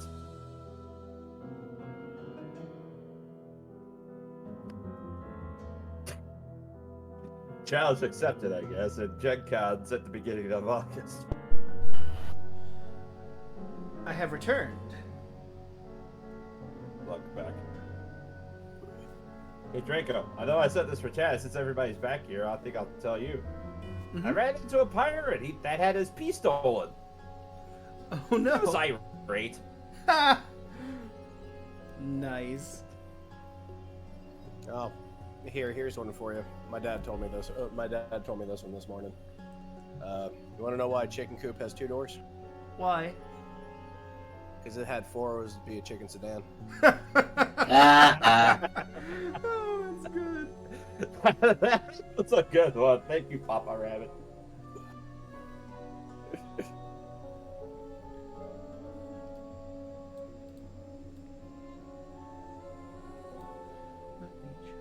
But yeah, speaking of impressions with I'll be back. God, that's just a nostalgia trick to go back to watching the old Donkey Kong Country animated series. For those of you who aren't familiar with it. Oh, I was actually just talking to my son about that earlier when we were playing Smash Bros. Yeah. You can't catch me, I'm thicker than oatmeal. Says Gabriel. Dummy thick. Oh man. Draco, I have Yes. a question. I might have an answer. Does unarmored defense and draconic resistance stack? That's a good question. Unarmored defense. I think when it comes to sets of armor class, I think you have to choose one. Whichever is highest, preferably. I don't think they stack, unless it says they Beginning do. at first level, you are wearing no armor, not wielding a shield, your AC equals 10 plus your modifier plus wisdom. And the other one was draconic resistance. Uh-huh.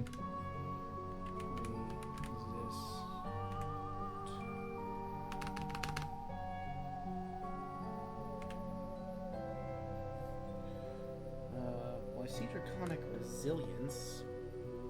Resilience, yeah, it was that one. My bad. Okay. Words. Magic flows through your body. It causes physical traits from your dragon ancestors to emerge. First level, your hit point max increases by 1. Increases again for every level. Additionally, parts of your skin are covered by a thin sheen of dragon-like scales. When you aren't wearing armor, your armor class equals 13 plus your dex. Yeah, I don't think they would work together, because that would bloat your armor class ridiculous. I mean, you can do some crazy things to get your armor class to super high levels, but like, I'd probably put your armor class at, let's see, if it's 13 plus your dex, and then 10 plus your dex and your wisdom. So that'd be like, at least, without even considering dex and wisdom, that puts you at 23 just at jump. So, yeah, I don't think they would stack with each other. That's why I was asking, just in case. Yeah, definitely taking the average on that. Yeah, that's fair. So that'd be what, 5 plus 1, which is my con, so 6. I think so.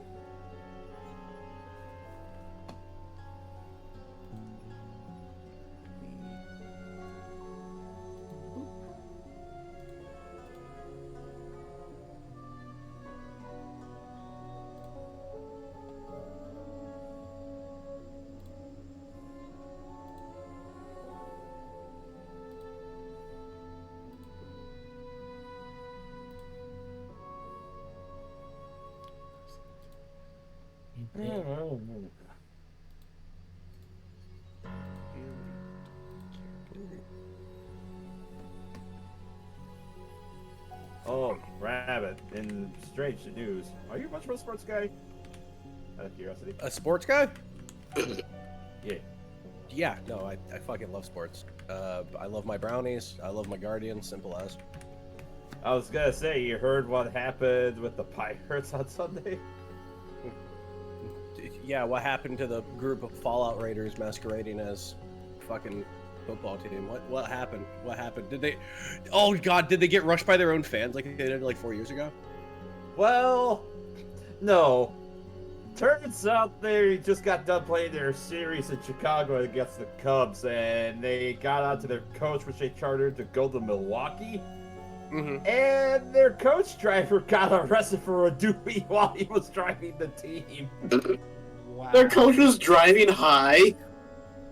Oh my fucking God, are you serious? Yeah, their driver for their coach, which they chartered out, got a DUI driving the team on the interstate. That's wild. That's crazy.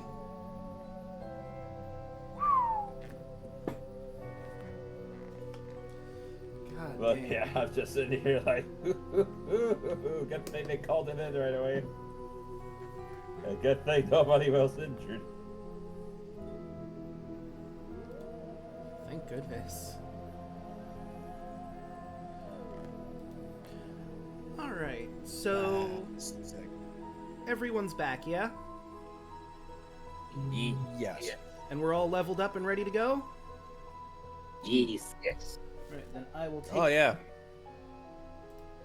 I somehow got stupider. Right, I will take... It will happen again.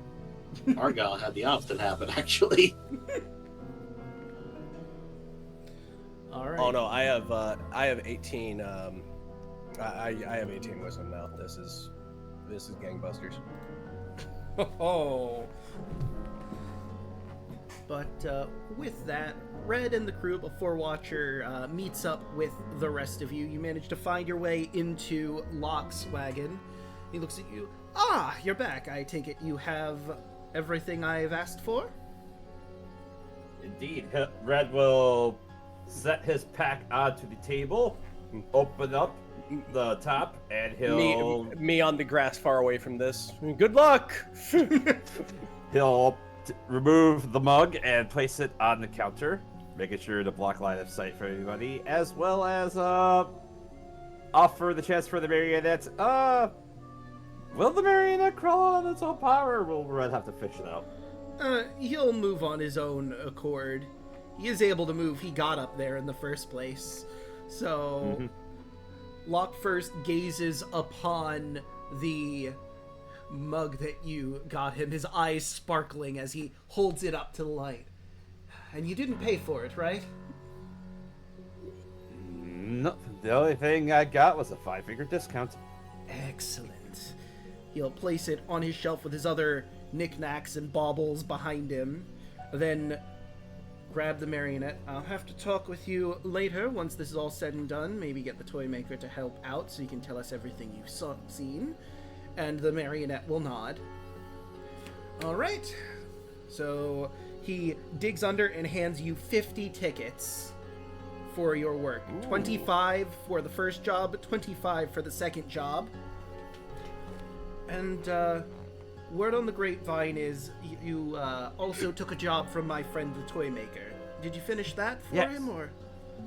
Mm-hmm. Oh, it's very interesting. Petty was... Yeah. She was scary. He did a thing. Petty turned green, Oh, well, Or Pinky turned green hang on. and started sputtering something. Wait for him to get here. He will grab, oddly enough, another marionette, and he will press a button on them, and it opens its mouth, making a slight noise. And then after that's done, it closes its mouth, and eventually the Toymaker and Stefano come in, and he begins signing as Stefano translates. Alright, so what did Pinky have to say after seeing the token?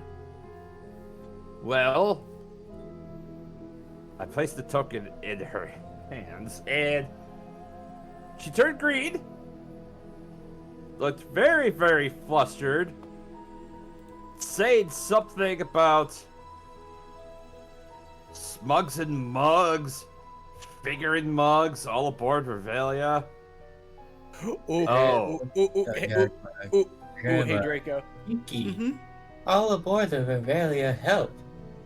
Sinking wood, steam, fire, Heckna, happy feeling helpers. Bit, Bob, Nook, Cranny, eyes and Jokens. Although, what's Rainbow. interesting, Worker. she said something about Where's Comrade? Oh no. Heckna's here. He'll turn Amy from upside down forever. So no frowning, please. Peepsy is figuring a smug, a mug. Yeah, that. said something about Conrad. Huh. Interesting. Yes, very. I'll have to consider it, but of course, you've earned your tickets, and he'll hand you 25. I thank you for doing this for me. I hope you survive long enough in here. You and I might have more to discuss in the future, as it were. But I don't have any other jobs for you at the moment. I need to dissect this, and he looks at the table, and it seems I have some other business with Locke. So, if you don't have any more for me or Locke, hope you have a pleasant evening, and we'll try to find you when we need you. Or you can come to us, whichever happens first. Let's see. Looks at red. 15 tickets each. Yep. I'll hold on to Watcher's share until he joins us again. How many tickets per person was it? 15. 15. That puts me at 44. That puts me at 31. 38 for red. I'm at 26. I'm at 26 unless I've missed something earlier. I can get to what. Snap looks at what? The eye balloon animals. I do, actually. And, you can look about his inventory. I have changed it recently. Let me go to the player info. If you scroll down, you'll notice he has a blue animal balloon and a orange animal balloon. Snap walks away. The orange is a giant boar, and the blue one is a brown bear.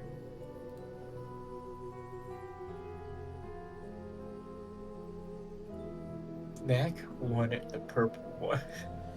Yeah, I haven't been able to get that in yet, sadly. If you find it, let me know. I'll buy it. Save it. I'll see what I can do, but tell you what, I normally don't do this, but if you give me 10 tickets now, and 10 tickets later, once I get a purple one, I'll hand it to you and you alone. This is a bit of a down payment for it.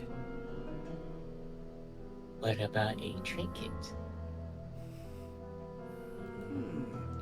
Well, normally for a trinket, I'd give you some lore, so if you're a little hesitant, if you give me the 10 tickets, or 5 tickets and a trinket, I will give you the lore and guarantee you that purple animal balloon once it gets into my hands. Sold. right. Puts the 5 tickets down. And he will put down a letter from a dead colleague. Ah, interesting. And where did this come from, if you don't mind me asking?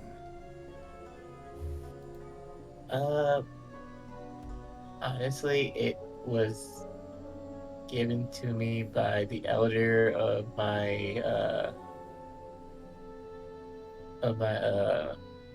tribe. But he found it on me when I was a baby, but I never read it. I can never read. I can't read it. Oh, that's very personal. Are you sure you want to give it to me? And Alright, well, I'll hang on to this. You change your mind, no worries. I'll bring this back to you if you so wish, for a fee, of course, but let me tell you what I know. The Dysmadium is the name of the rest of the Revelia that you can't quite access yet. You've probably heard people try to tell you its name, but it's gotten garbled and messed. Thankfully, I'm under no such power. Heckna uses his power to keep new and lowly revelers out, encouraging them to compete with each other for his favor and an invitation. However, once he allows a reveler into the Dysmadium, he can never block them from entering and leaving again. So if you ever get an invitation into the Dysmadium, you can pop up in there or walk in there whenever you like.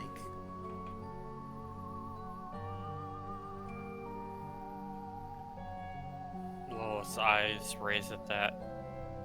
So we just have to get an invitation. Indeed. And how hard is it to get one of these so-called invitations? Well, you have to wow Heckna, which is difficult. You need to give him a reason to want to invite you in. Show that you really love the Revelia and everything in here, enough so that you want to explore the rest of it, as it were. He has to believe you truly are trying to embrace the Revelia and you want here to stay. I've never been to the Dysmadium, but I do have people that can go in and out of the Dysmadium that give me intel and information that I need. So, when you do eventually, if you eventually find your way in the Dysmadium, I'll have more lore to give you. I'm not going to give that to you right now, obviously, because why should I give you information you can't use? That seems like a ripoff for you, right? You're not wrong.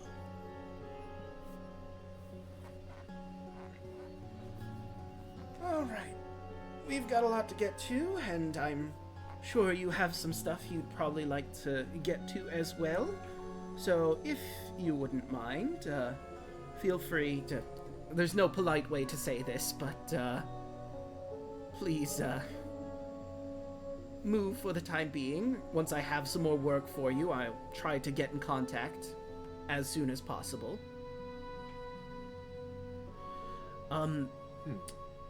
I use the Children of the Candy Corn to relay messages, and the Toymaker here will probably use Stefano, right? The Toymaker nods, and so does Stefano. We'll use the phrase, your item, you are requested to pick your item up at the Lost and Found. Should be good enough to not raise any eyebrows.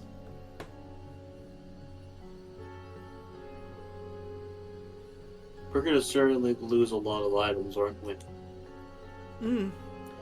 I mean, it's easy to lose items here in the Revelia. Pickpockets, just casually dropping them. I mean, who can say, really? It's easy to lose items, as I've made a business off of it.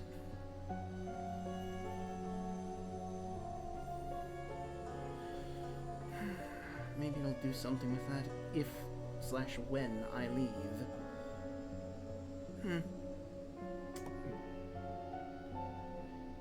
Anyway, off you go. And he motions you away. Well, alright. As Red was just trying to peruse through what he had, but since not given the option, it's like, oh, okay, sure. Well, I mean, I'd be stupid not to take business if there is something you would like. Well, above game, I am having great difficulty trying to find the list for the items that he has in stock. Okay, it should be in the store inventories, and it's lost and found player. Under the journal. Because I could... Oh, in my journal? Yeah, in the journal. I don't have it in the Discord if that's where you were looking. Yeah. I'm like, huh. Yeah, his is different from the food court, because his is percentage chances to have certain items. Yeah.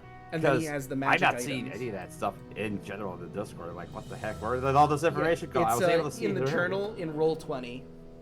Oh, the journal. Okay. Yeah, that's where the lost and founds inventory is, because... I mean, I suppose technically I could maybe copy this down, but since it's a little bit different from the food courts, that's why I don't have it in the section for the food courts inventory. Okay. Yeah. My apologies. No worries. Yeah, just looking at those. It's like, perhaps if something else comes up then. As he just kind of looks around and sees what he has. I think you know. And Red will leave outside and leave Locke and the Toymaker to it. No worries, you know where to find me. And you leave outside, and sure enough, Watcher's just walking up at this point. Have a good day. Like, before he leaves. Have a good day, Locke. You as well. Before Lilith leaves, she's actually gonna look at Locke. Actually, I might have business here with you. I'm specifically wondering if you had some armor in stock. Specifically, I'm looking for studded leather. Let's see what I have. Okay, so all of those are that. So let's roll.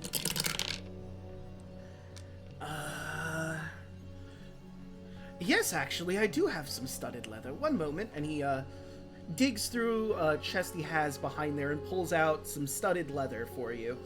It's very garish, of all sorts of colors across the rainbow splattered across it. The leather itself is like black, but it's got neon-like paint splattered over it. Of all sorts of different colors, from reds to blues, a little touch of green in one of the corners. Aesthetically, it's a nightmare. She kind of like almost like hisses at the appearance, but she's like, well, I guess with the right tools, I can probably paint over this somehow. Let me see. I guess I'll take it. Excellent. That would be that is a medium armor, correct? Studded? Light? Then that's 10 red tickets. I might have some tools for you if you're interested in maybe cleaning this up a little bit. Let's see, 35. So, let's see, what would that be? What tools? Like, it'd be probably some kind of leather workers. Yeah, that makes sense, to like re-tan the leather and get that all sorted. So he digs and he does find some leather working tools if you'd like to try and purchase that to fix this more to match your style. That would be another 10 red tickets. Sure, she'll do it. All right.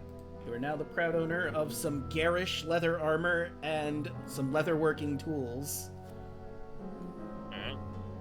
Gonna throw it in her pack and kind of give a nice bow and say, appreciate the patronage, thank you.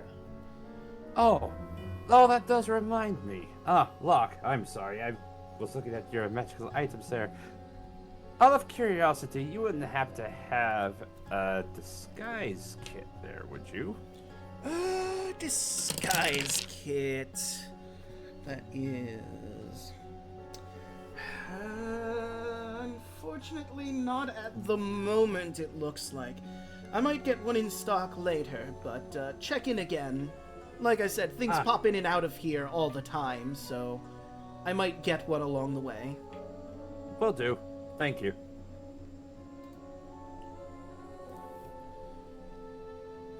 Alright. And now you find yourselves, with Watcher walking up to the rest of you. As He smiles warmly. as Red approaches Watcher, you see him kind of reach up at his side and he'll kind of hold his head. There's your cut. And he gives you 15 red tickets. Oh, Bless thank you. you very much. Dusty. I'm still cleaning. I'm still cleaning the apartment. It's dusty here and there. Oh,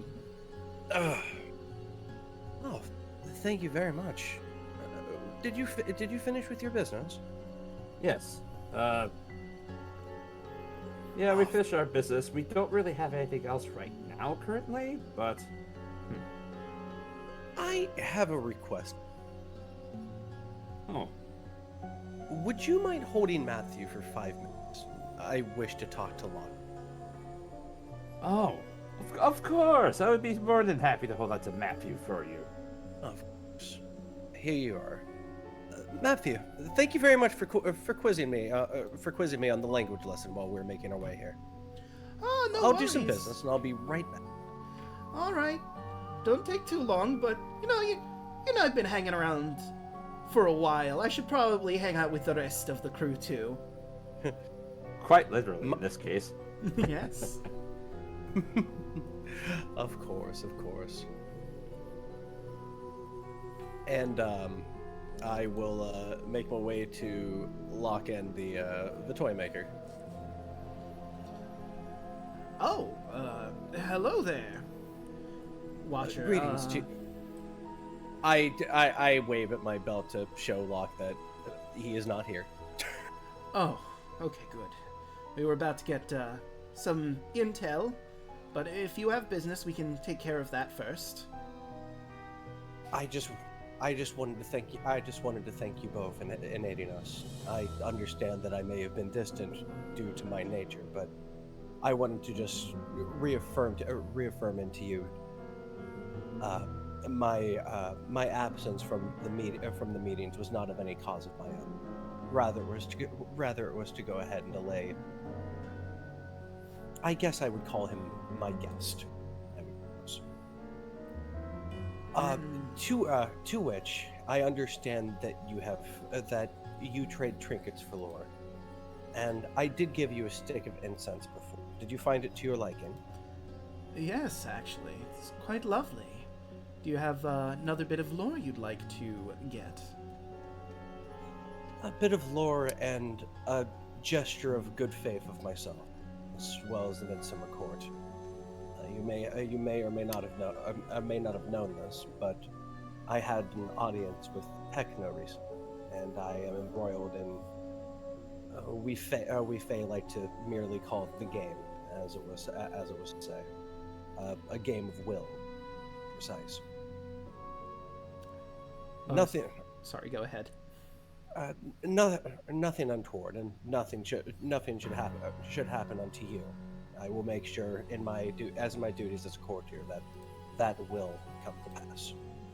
It is merely between Heckna and I over an artifact of which the case I am not at matter to close it.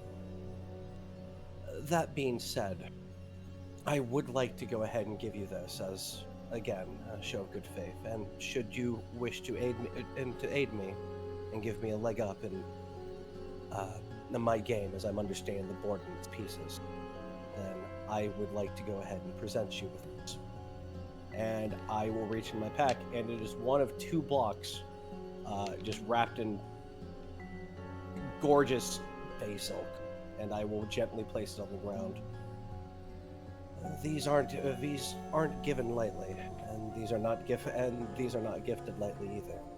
But because of the goodwill you've shown my companions, I feel like it is only appropriate to, again, offer this unto you.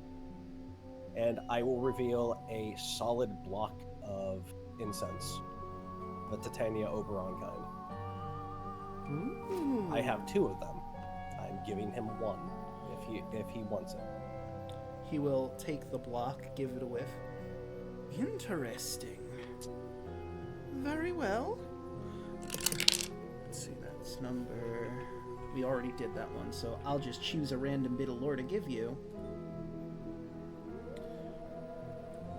This might help you in your game, though I don't think you and your friends can access this area yet. There was once a close ally of Heckna's who turned against him. He lost the fight and has been sentenced to a terrible punishment in a ride inside the Dysmadium. His name was Cicero. And Cicero. God damn it. if you can find your way to the Dysmadium, he lives, he uses air quotes, in the Tunnel of Love. There's not a whole lot you can do about it, but if you ever do manage to make your way into the Dysmadium, there's something you could use. Of course, of course. Thank you very much for all that you've done. I do wish our paths cross, and I do hope that your story, your epilogue, is very favorable. Thank you. Again, I would like to thank both of you very much for your service, Mike. And Stefano will chime in as the Toymaker signs. And thank you for the help you've given us so far. Here's to, hopefully, a fruitful relationship with you and your friends. I will bow very gracefully, and then I will look up at Locke. Traditionally, the block is heated on a plate of some kind. I'm sure you might be able to find something. Yes, I could probably find something to heat this with. Thank you again. Of course. May it give you peace and grace within the time. And I will bow, and I will go ahead and make my way back. And the Toymaker, Stefano, and Locke will politely bow back. Though Stefano is unsure if he has bowed correctly. Locke seems a bit more confident. The Toymaker is also pretty confident in his bow, but there's like a subtle bit of like, this is right, correct?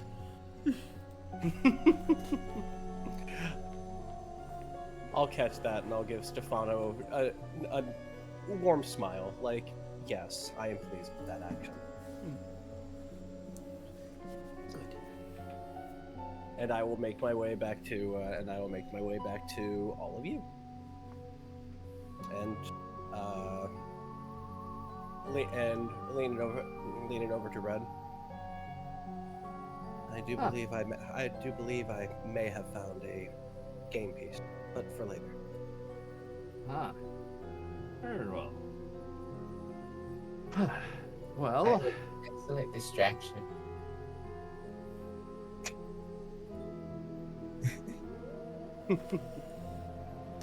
hi. Yes, a distraction. Speaking of distractions, what say you we go and get some more games in? I think I could use a few more tickets. Yeah, I think honestly at this point we should probably keep up the reason we're here, huh?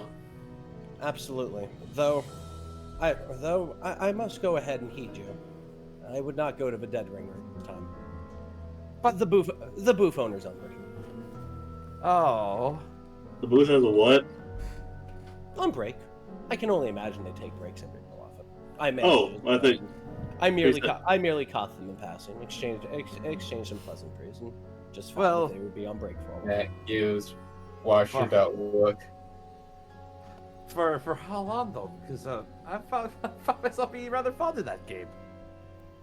I can only imagine just for a little while. Just for a little while.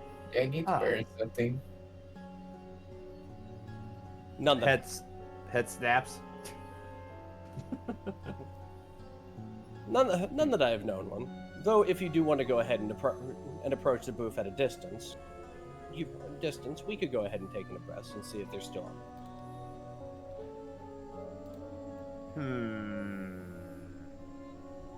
Can I attempt to pick up what you're laying down with that remark there, Rabbit?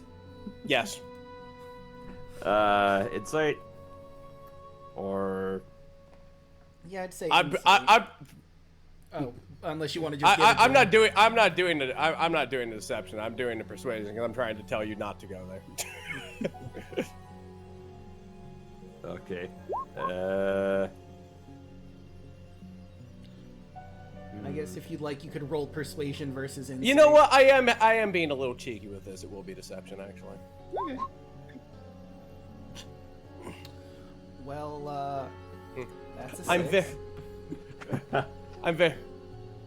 I'm very bonded to, and in order to go ahead and do what must be done, I exchanged pleasantries with Sean. I assisted him in a little japery, and I actually came out rather hale and wise for the matter. I knew you were. Oh, the games you tend to play. I'm sorry. It did remind me of some of the fake. It did remind me of some of the fake. Though I must warn you, there was a pop. I evaded. It should already have dispersed, but I would just take your distance. You would probably be able to see it way before. So. Noted. After that, if you do wish to engage it or whatnot, I will not harry you. I have already warned you. That being said, exchanging pleasantries with Sean and offering him an olive branch, he did manage to go ahead and teach me a lot about gobbledygook. I can actually go ahead and could be considered to be fluent in it now. So if there is anybody who is talking in the language, I would be able to go ahead and translate with you. I figured such a skill would be worth a prank.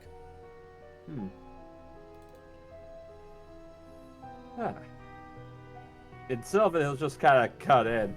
Ah, yeah, speaking of pranks, that was one of the other things that the thing that the Toymaker wanted us to do. Interesting thing that Pinky said, but seemed to throw her in a tizzy, and then she said something about Conrad. Maybe we should head over to Conrad. I would nod. Do you think we should inquire as to Conrad's whereabouts? I was concerned for. It's one thing. It's one thing in the Feywild to go ahead and see one's emotions overcome them, but she seemed very racked by them. Very, I guess the term would be out of character, I suppose. I suppose we could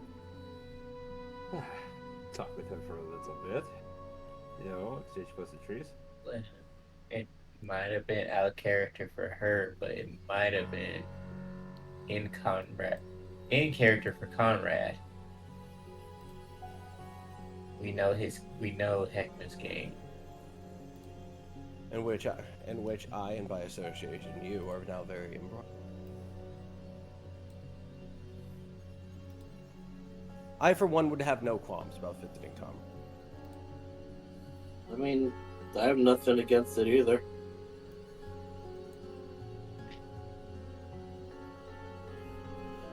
So, above game, I I'm looking through gobbledygook so I can translate if you want to try and figure it out, but I do know off the top of my head what the first part of what she was saying, the finger smurg amyamug, is put a smile on your face, is what you would know after your lessons, Watcher.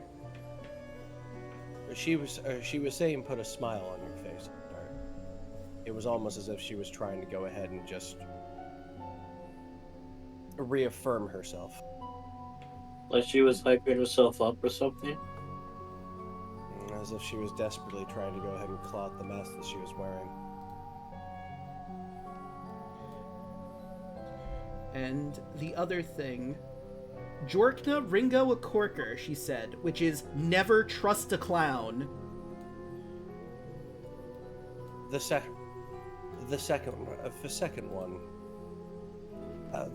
one was never trust a clown. Perhaps she was recalling a memory. One that she would rather have locked away. Or one that was magically locked away. It's not unheard of in the Feywild. Huh.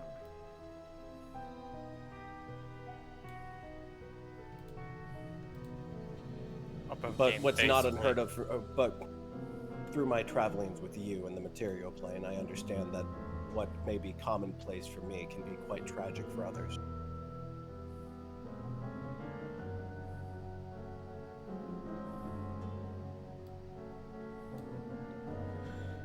It is at this moment you hear a loud crash in, like, the main area of the Midway, the main thoroughfare, which is drawing a lot of attention immediately to it. My mask will pop on immediately. Just carved bark. We should go. We need to investigate that immediately. It's not takes off. You know what? Right now we must upkeep our masquerade. Anything that could go ahead and engender that is not wise at this stage.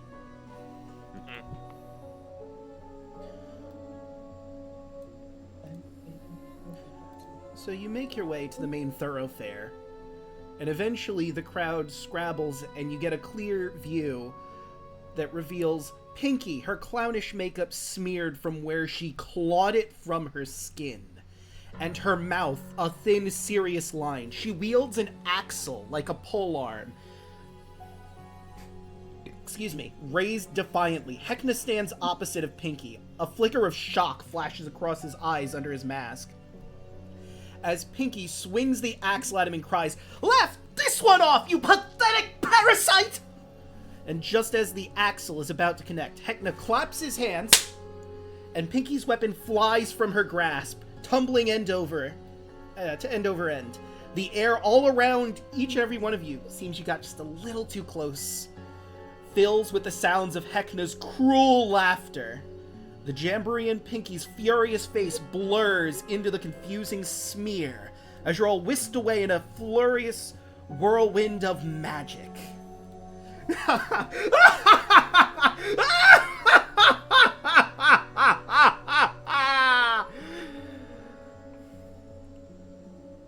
Let me find... There she is.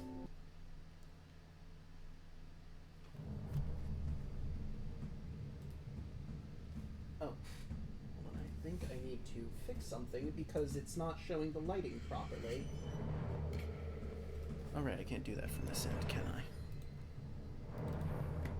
Boo-boo, let me make sure. Bop. Save changes. There we go, now it's looking right. So, you can't move. As the world around you stills, you find you're in a cavernous, windowless room, standing next to Pinky. The sickening feeling of teleportation magic hastily cast to make you dizzy, and you are all frozen in place. The air is cool, but the scent is sour and foul. Nearby vats of substances that resemble blood, wax, and bile gurgle and burp, releasing noxious fumes. A huge shelving unit covers an entire wall laden with books, tools, and jars, constantly preserved containing preserved creatures. In front of the shelves is a long wooden workbench stained with blood and opaque wax of various skin tones: green, pink, brown. A large machine makes the room shudder and quake. Wax figures modeled after creatures of different shapes and sizes: humans, dwarves, elves, birdfolk, and more, are hung on the hooks around the laboratory. At one bench is a human woman, her lab coat stained with blood. Her fizzy red hair is pulled back from her face by round goggles obscuring her eyes. Heckna's hand grips her shoulder, bunching the material of her coat. And I will show you what Sophie, the Chandler of Flesh, looks like in this moment. Yay.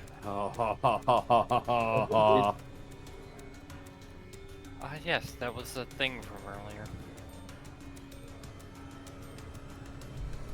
Here she is with her mask on and her light on her forehead. Oh, good. Fucking sick. That is amazing. Kill her with fire.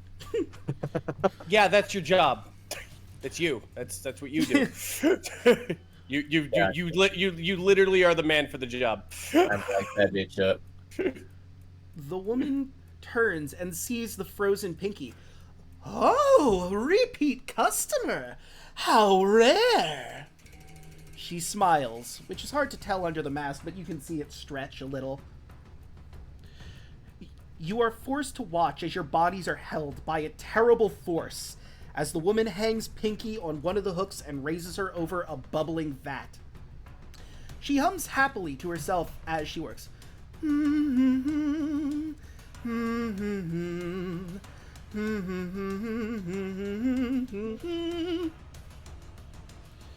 It's at this moment you notice the Toymaker and Stefano run up. As Stefano chimes in, Mr. Heckna, you have uninvited guests. He turns around and sees the lot of you, and on his masked face he seems filled with anger. He snaps his fingers, and the force that was holding you finally releases you. He manages to compose himself quickly. Look, I'm in a foul mood. Get out. Toymaker, lead them out now. I'd like to point out that we were just walking towards them. We had no idea what the hell was going on. I don't have the time. Oh, come on, Heckna. Turn that frown upside down. Smile for us. Lilith grabs Snack by the face and just says, "Not now."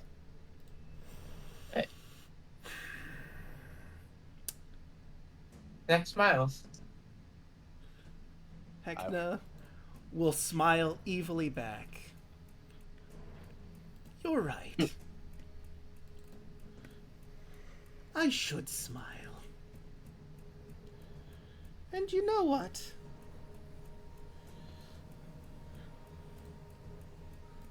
How about you smile a bit too? He's gonna cast hideous laughter at you. Oh. I need you to make a 18 what is it? Wisdom saving throw.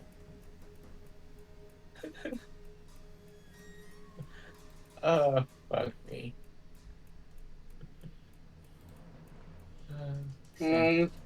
We all have to roll this.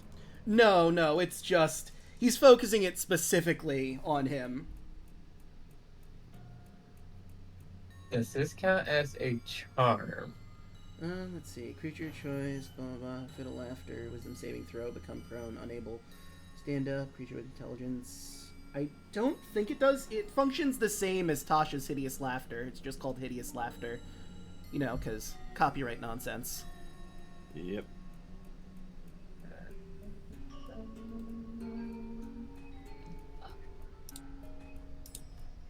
Okay.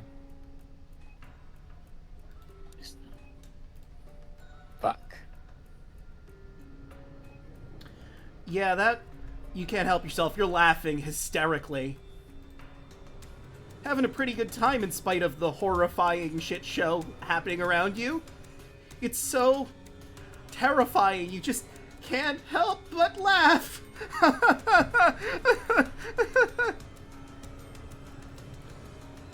As you're laughing, Sophie comes back in.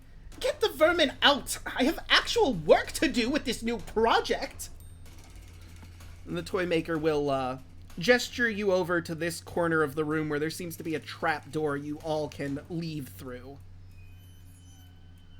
Right, of course. Have a lovely time with your work. As Red will look down, seeing how Snack is just cackling like a mad lad, and start dragging him across the floor to get him out.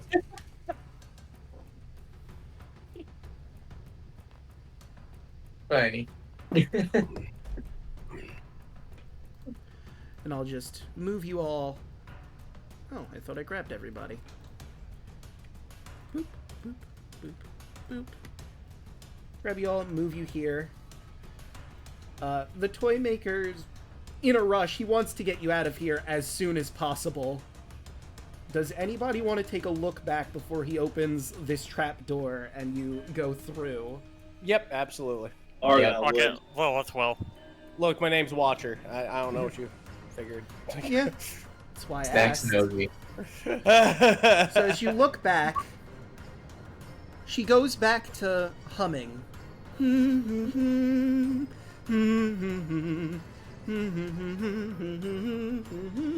As she dips Pinky into a scalding vat of wax and she lets out a blood-curdling scream. The trapdoor opens and Stefano and the Toymaker hurry you down what appears to be a slide to get the hell out of here.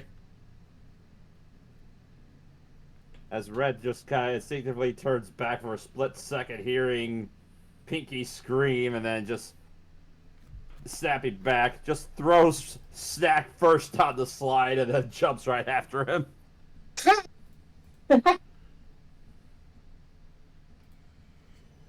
Whee!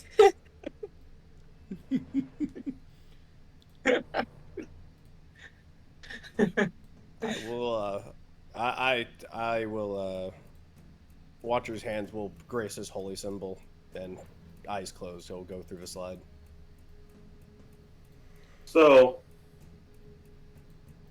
I think that was a taste of his actual power. It's the same as before. A sickening, malevolent force.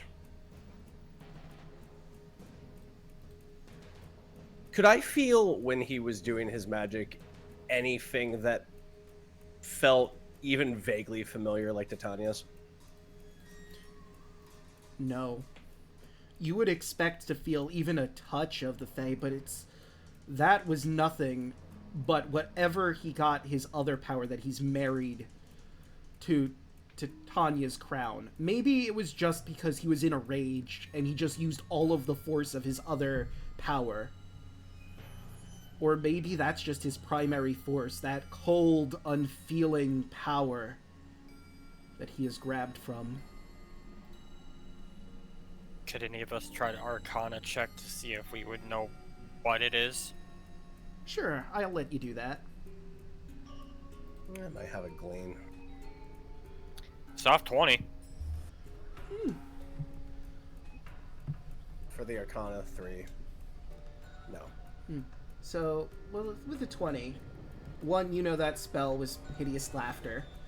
It's a spell that bards tend to frequent, but the feeling of that magic, you've read into all sorts of different types of magic. Maybe not through, like, actual books, but you've read into what other power sources there are. You know that there are casters that make deals with beings to get their power. And it seems that Heckna, in part to create the Revelia, has allied himself with a being far older and far greater than many things that exist in your home plane. Something beyond infernal.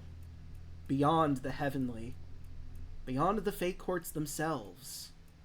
But it's out there. And it is watching. And it is here.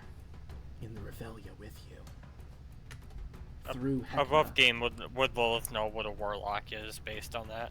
Yes.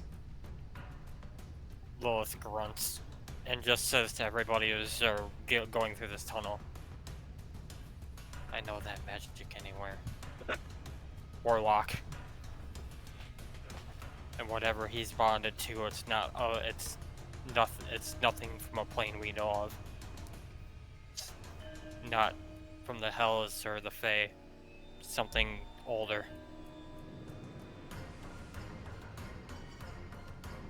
It's the second time I felt it then. It even chills me. Yeah, no, that Argyle's that you could, like, anybody who sees Argyle sees him visibly shaken by that, because he's like, look, I will feel we're gonna see that rage again, and I don't really want to.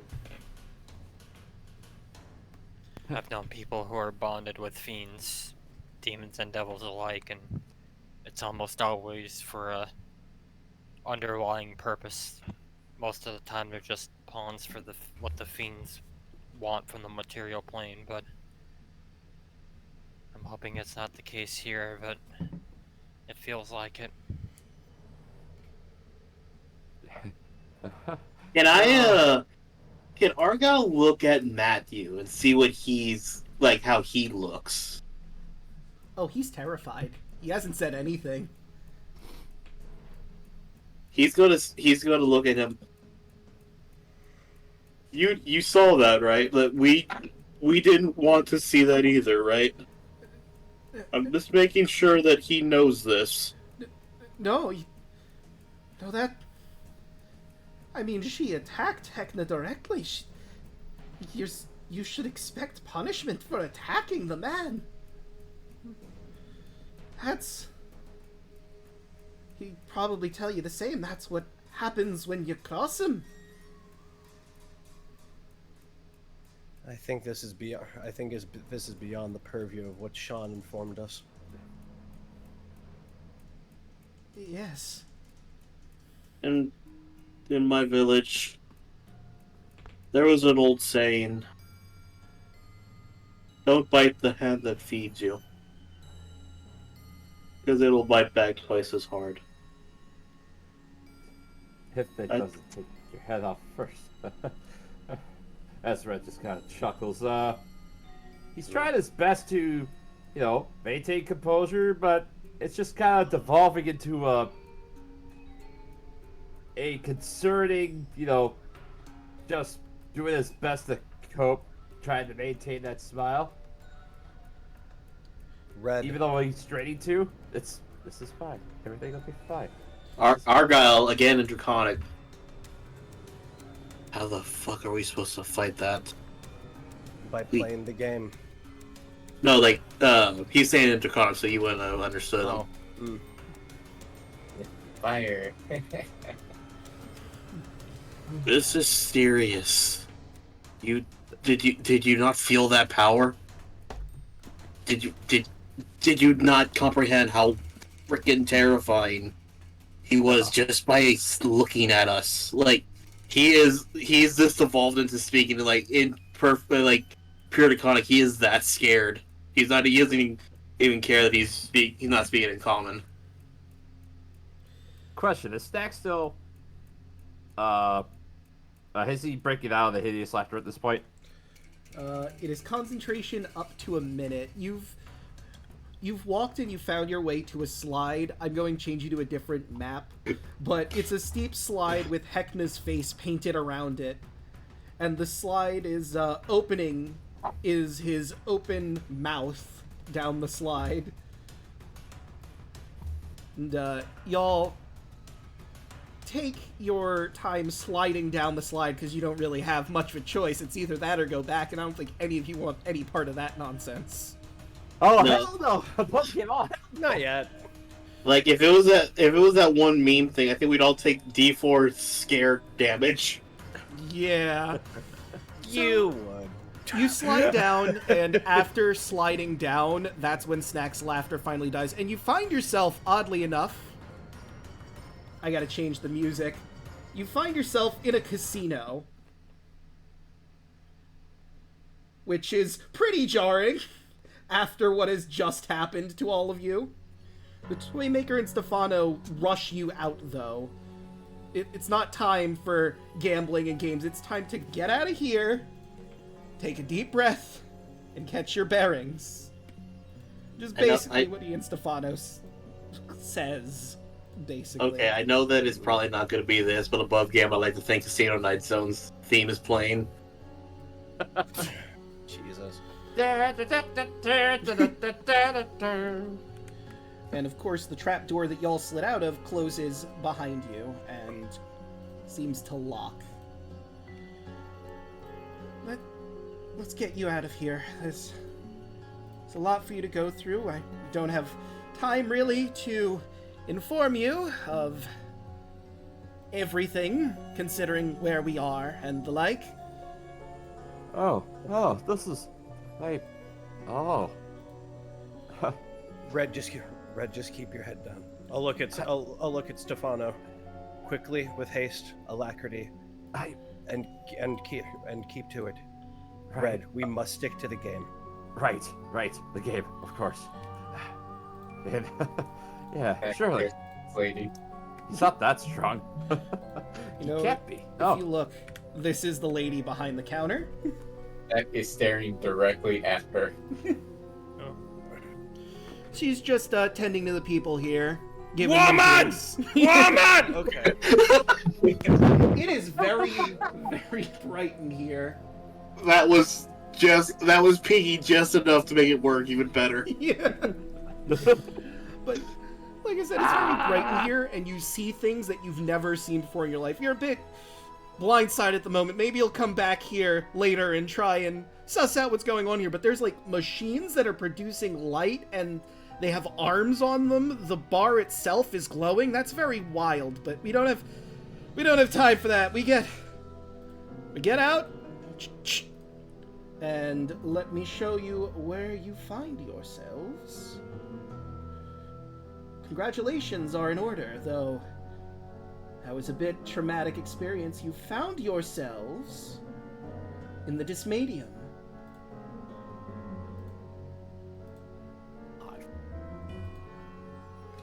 Another thing for you to consider. While we were going through everything, I have changed map in his entry that's in the journal. He now shows you everything that you weren't able to see before. And also, while we're in the neighborhood of that, I'm moving you to a new cleared up map. You're here. Ooh. At the Flop House. Revelia's Casino. Hot damn. Okay, I hope you all see what I think of that thing on the upper left. What, the disco ball? No, the giant fucking heart. I played too Yeah. much. I played too much World of Horror to be shaken by this. No, I'm not shaken by this. Like above game, I'm like, oh, this is gonna be fun. I can tell whatever's in there is gonna be fucking trippy. Yeah, Yes, in Guild Wars, love. in Guild Wars 2 logic, that's where the good parts are. You want to go there. Honestly, I think that is the tunnel of love. If I No joke, I was just about to say that, Hoshi. So, In excess of the tunnel of love is a freaking heart. mm-hmm. A literal heart. An anatomical heart. Yep. Fully That's anatomical. Medically accurate. And grotesque. But you've done it. You're in the Dysmadium. And I think this is a pretty good place for us to end for the session. You're in a new place after all. So much more to explore here in the Revelia. Does that tin have teeth? Hmm? I played Mother 3. Yeah. Yeah. I do love.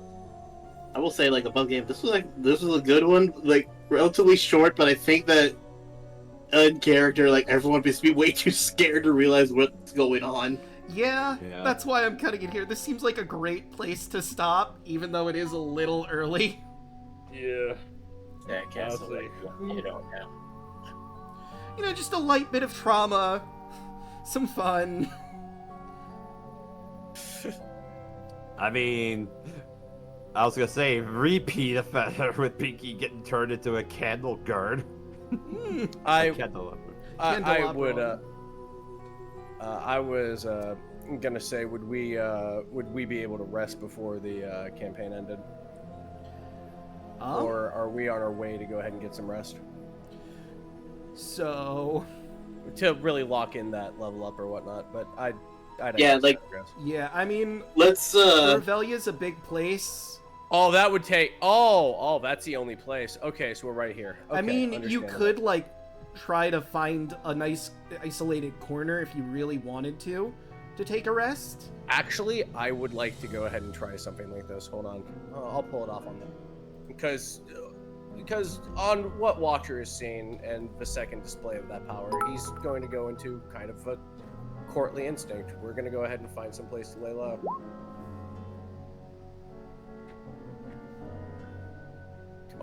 Come on, Miss Tanya. Oh, it's not going to be with a 7. Yeah. Red, assist me.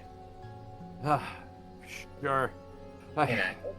Yeah, he's also proficient with survival. Let's see how he does. Here we go! 19! There you go. What a Okay. man. So, you're all a bit shell-shocked, but you do manage to find an isolated corner. The Toymaker and Stefano are gonna try and usher you over to a spot. If you really make it apparent you need to take a bit of a rest, you just lie down and relax. And he'll tell you a bit about the place you now find yourselves in. Absolutely. Absolutely. Alright. So, with that, welcome to the Tismadium. There's a lot more to do here. So, since you've been teleported in here, you can come in and out whenever you like, from the Jamboree to the Tismadium.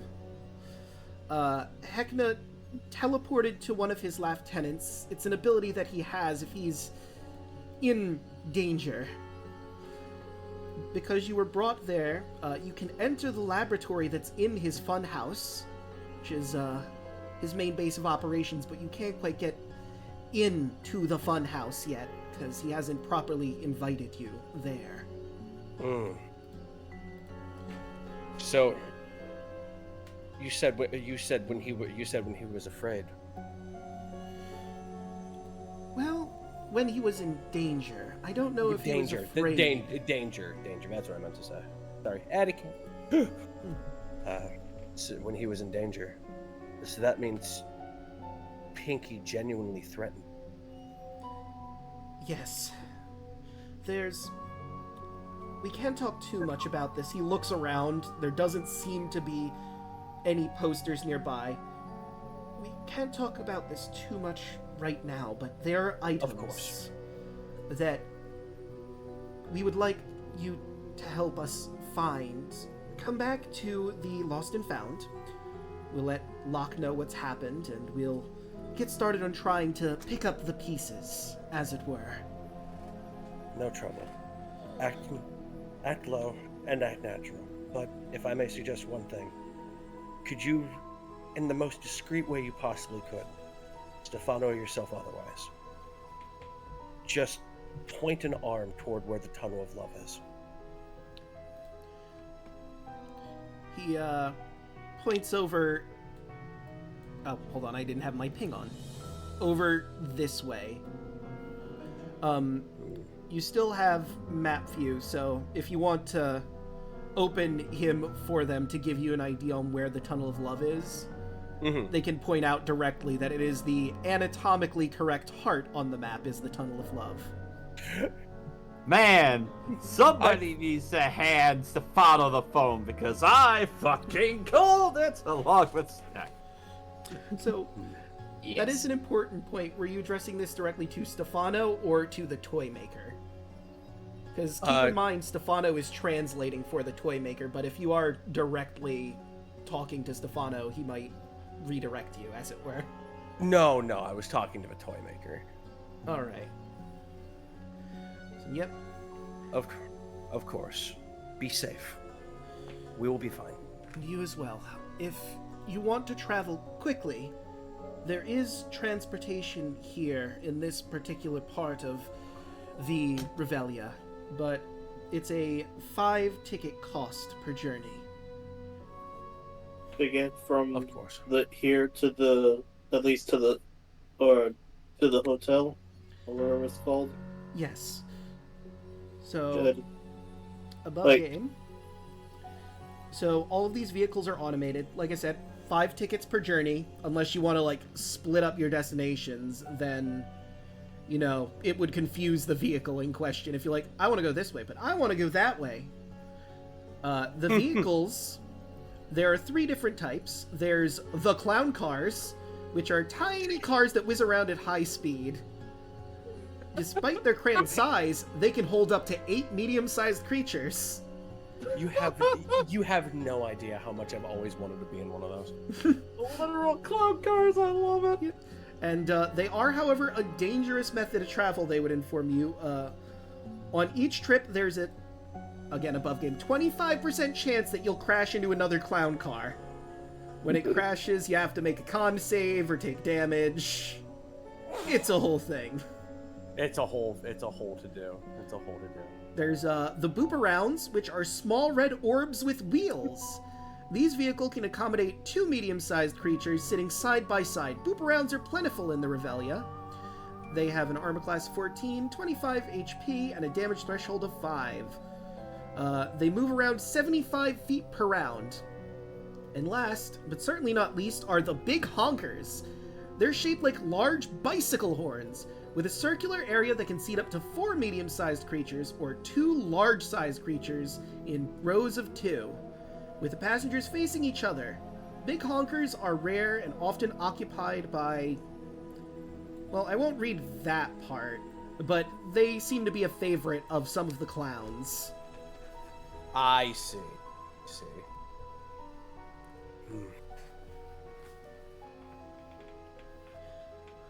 So, you know... Oh, sorry, go ahead. Oh, no, what were you going to say? Because it was going to be a pun. I'm not going to besmirch you that, please. Please take me there. So, I was going to say, so, you know, if you do want to rush your way down to the hostel, you could try to grab one of these vehicles. They're basically around. You could take a quick search to find one and then drive down to the hostel. They also inform you that these vehicles move back and forth between the Jamboree and the Dismadium, like, regularly. But the reason you didn't see anything through your travels is because there's a spell over the Revelia. Anyone who can't go into the Dismadium cannot see or interact with those vehicles. That is freaking cool. Huh. So they were always there.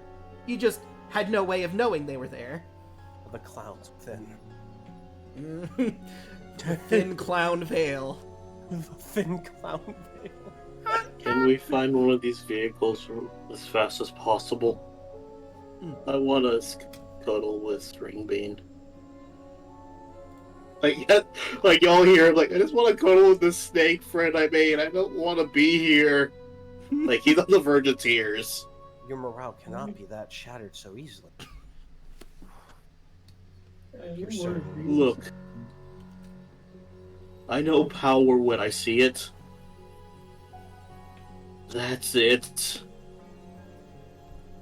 I'm usually a lot stronger than this, but that scared me more than I can describe. Sure, it was uncomfortable, but surely... No. It should be, easier to deal with something like that, as, Regis is, feels like he's in denial at this point. I think that would be best then. Red. After we rest, I won't be able to speak for a while, you understand. But I think we'll need the extra resolve. For you. Sure. Alright. Yeah, let's... Honestly, if I think we're gonna end the session there, that seems like it'd be pretty Yeah, good. that, Yeah. absolutely. My apologies. I didn't mean to go ahead and push it forward a little bit more. That was my bad entirely. No worries. No, it makes it. I honestly, just it wanted to make makes sure we sense. could get somewhere safe before. I just want to make sure we could get to the soft grass or something to rest on Yeah. or something. That's what I meant. No worries. Like, for my thing, I'm like, okay, it makes sense that we would want to get the hell out of here. Like, I'm gonna play this as this. You guys, since you've known Argyle, you have never seen him this genuinely freaked out. Mm-hmm. Like, he's a lot more stoic than 90% of his time.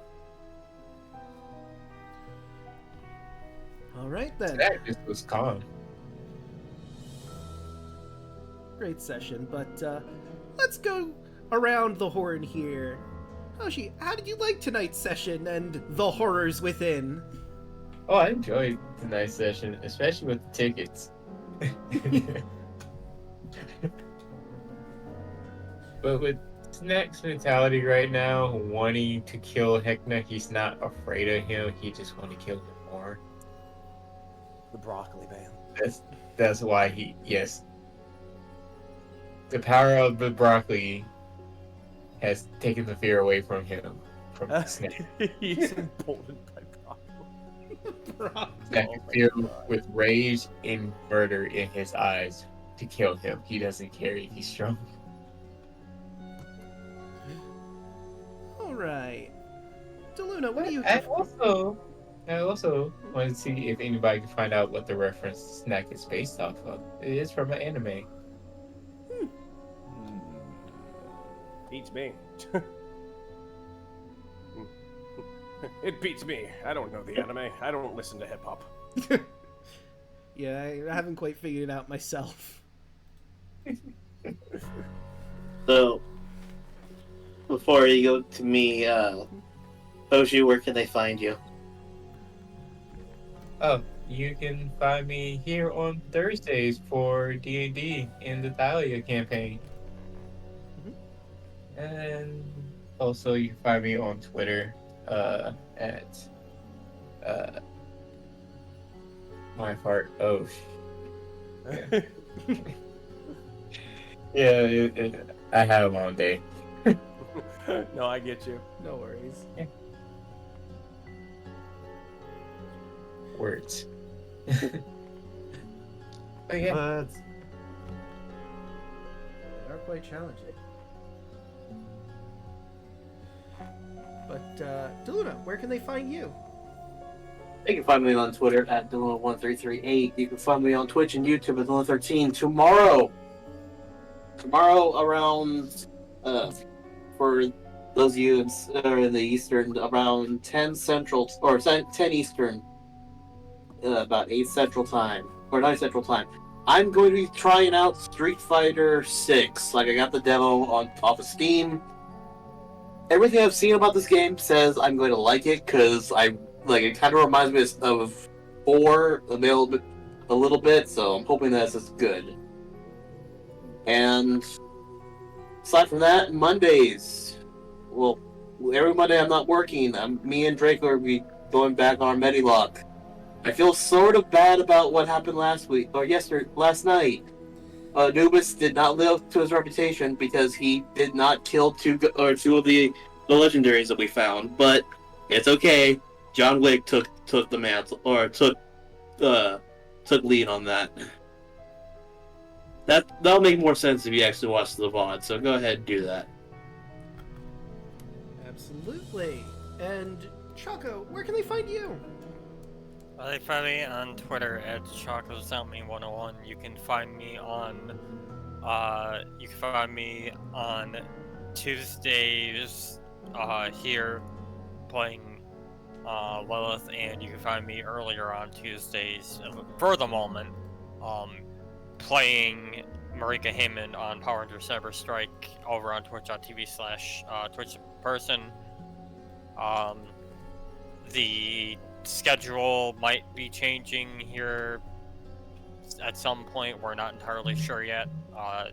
Some scheduling conflicts have come up. So stay tuned to our Twitter, Daluna's Twitter, Twitch's Twitter to see if something happens. We didn't have a show today because of schedule conflicts, and also it was Twitch's birthday. So shout outs, happy birthday to Twitch the person. Yeah. All right, and Milla, where can they find you? Well, we can't find me playing with these lovable fairgoers. You can find me on Twitter at Millaninja. You can also find me on Twitch, where I occasionally stream various builds, variety games, whatever suits my fancy. Been getting into Team Fortress 2 again, which has been a nostalgic blast for sure. On Twitch at Millaninja, and also Monday nights at twitch.tv/LeJake, where we can play through our Tyranny of Dragons campaign. And man, that game's been getting places, just dealing with Dragon Cult shenanigans, and just trying to be heroes all around, I guess. But yeah, that's it for me. Hey, Rabbit, where can they find you? Hey, what's going on? My name is Rabbit. I'm a writer and I'm also a comedian. You can find me at twitch.tv/HeyMrRabbit. You can also find me at Twitter, HeyMrRabbit, and my YouTube at HeyMrRabbit. I played Watcher, the Eladrin courtier. Yeah. Hope you enjoyed the show today. This is a pretty fun one. This is a pretty wacky campaign. I like this. I love how we're all scared after what just happened, and You're scared. Watcher, He's not. Watcher is just like, eh. He has. Have you seen some parts of Feywild? It's like Hellraiser. He's like, oh yes, like that. Kind of like the Queen of Air and Darkness. And if he is afraid, which he kind of is, he's not telling you. He's keeping that very close to the cuff. But, hey, you've all already found me here. I stream on Monday, Tuesday, Wednesday, and Fridays are gonna be coming up soon. On Mondays, of course, I'm drawing a blank, I'm sorry. We do the Meta Locke, but since Luna can't make it, we're gonna be doing more crosscode. We managed to beat Fajro Temple, so I'm going to do some side quest cleanup real quick before we meet up with the gang and see what has changed in 3 days, because, Lei took a very long nap that lasted 3 days, so a lot's probably changed. I'm going to have to get, up to code on that. Up to crosscode. Yeah, up to crosscode indeed. And, of course, Tuesday, you can see what awaits our adventures here in the Dismadium. What wacky shenanigans will they get into as they try to make their way to the Tunnel of Love to see what that's all about? And all the other fun rides that can be experienced here. Wednesdays, we're back to Twilight Princess, where Midna is dying because she got forcibly dragged into the realm of light. So we gotta see Zelda if she maybe has a way to stop that. Oh, also, Link's a wolf. That's an issue. He's a dog now. Yeah, he's a dog in the isn't light. a wolf, or is Wolf Link an issue? Because I think that's actually one of his cooler forms of that game. Yeah, but it's gonna be really hard to wield a sword unless you can get training from Sif. He's a... Look, they turned him into a furry, they went too far. They're like, oh shit, go back. That's what we're at right now. I mean, technically they did turn him into a furry in one of the Zelda games. Wasn't there one where he was a rabbit? I think that was Link to the Past. Yes, that was Link to the Past. You did remember, right? Okay. And, So what the dog doing? what the dog doing indeed. What the dog doing? Thursdays, you can catch Hoshi, myself, Alec, aka Lost Knights, yelling at me, Rod and Rod, and Onyx Locket, aka Thanatos. They have made it to Fire Island, where a group of lizard folk have approached them about a job from their queen. what will the queen have for them, and will they find the dragon eggs that are supposedly on this island? Friday, Daluna, would you be free this Friday for... This Friday, yes, I would.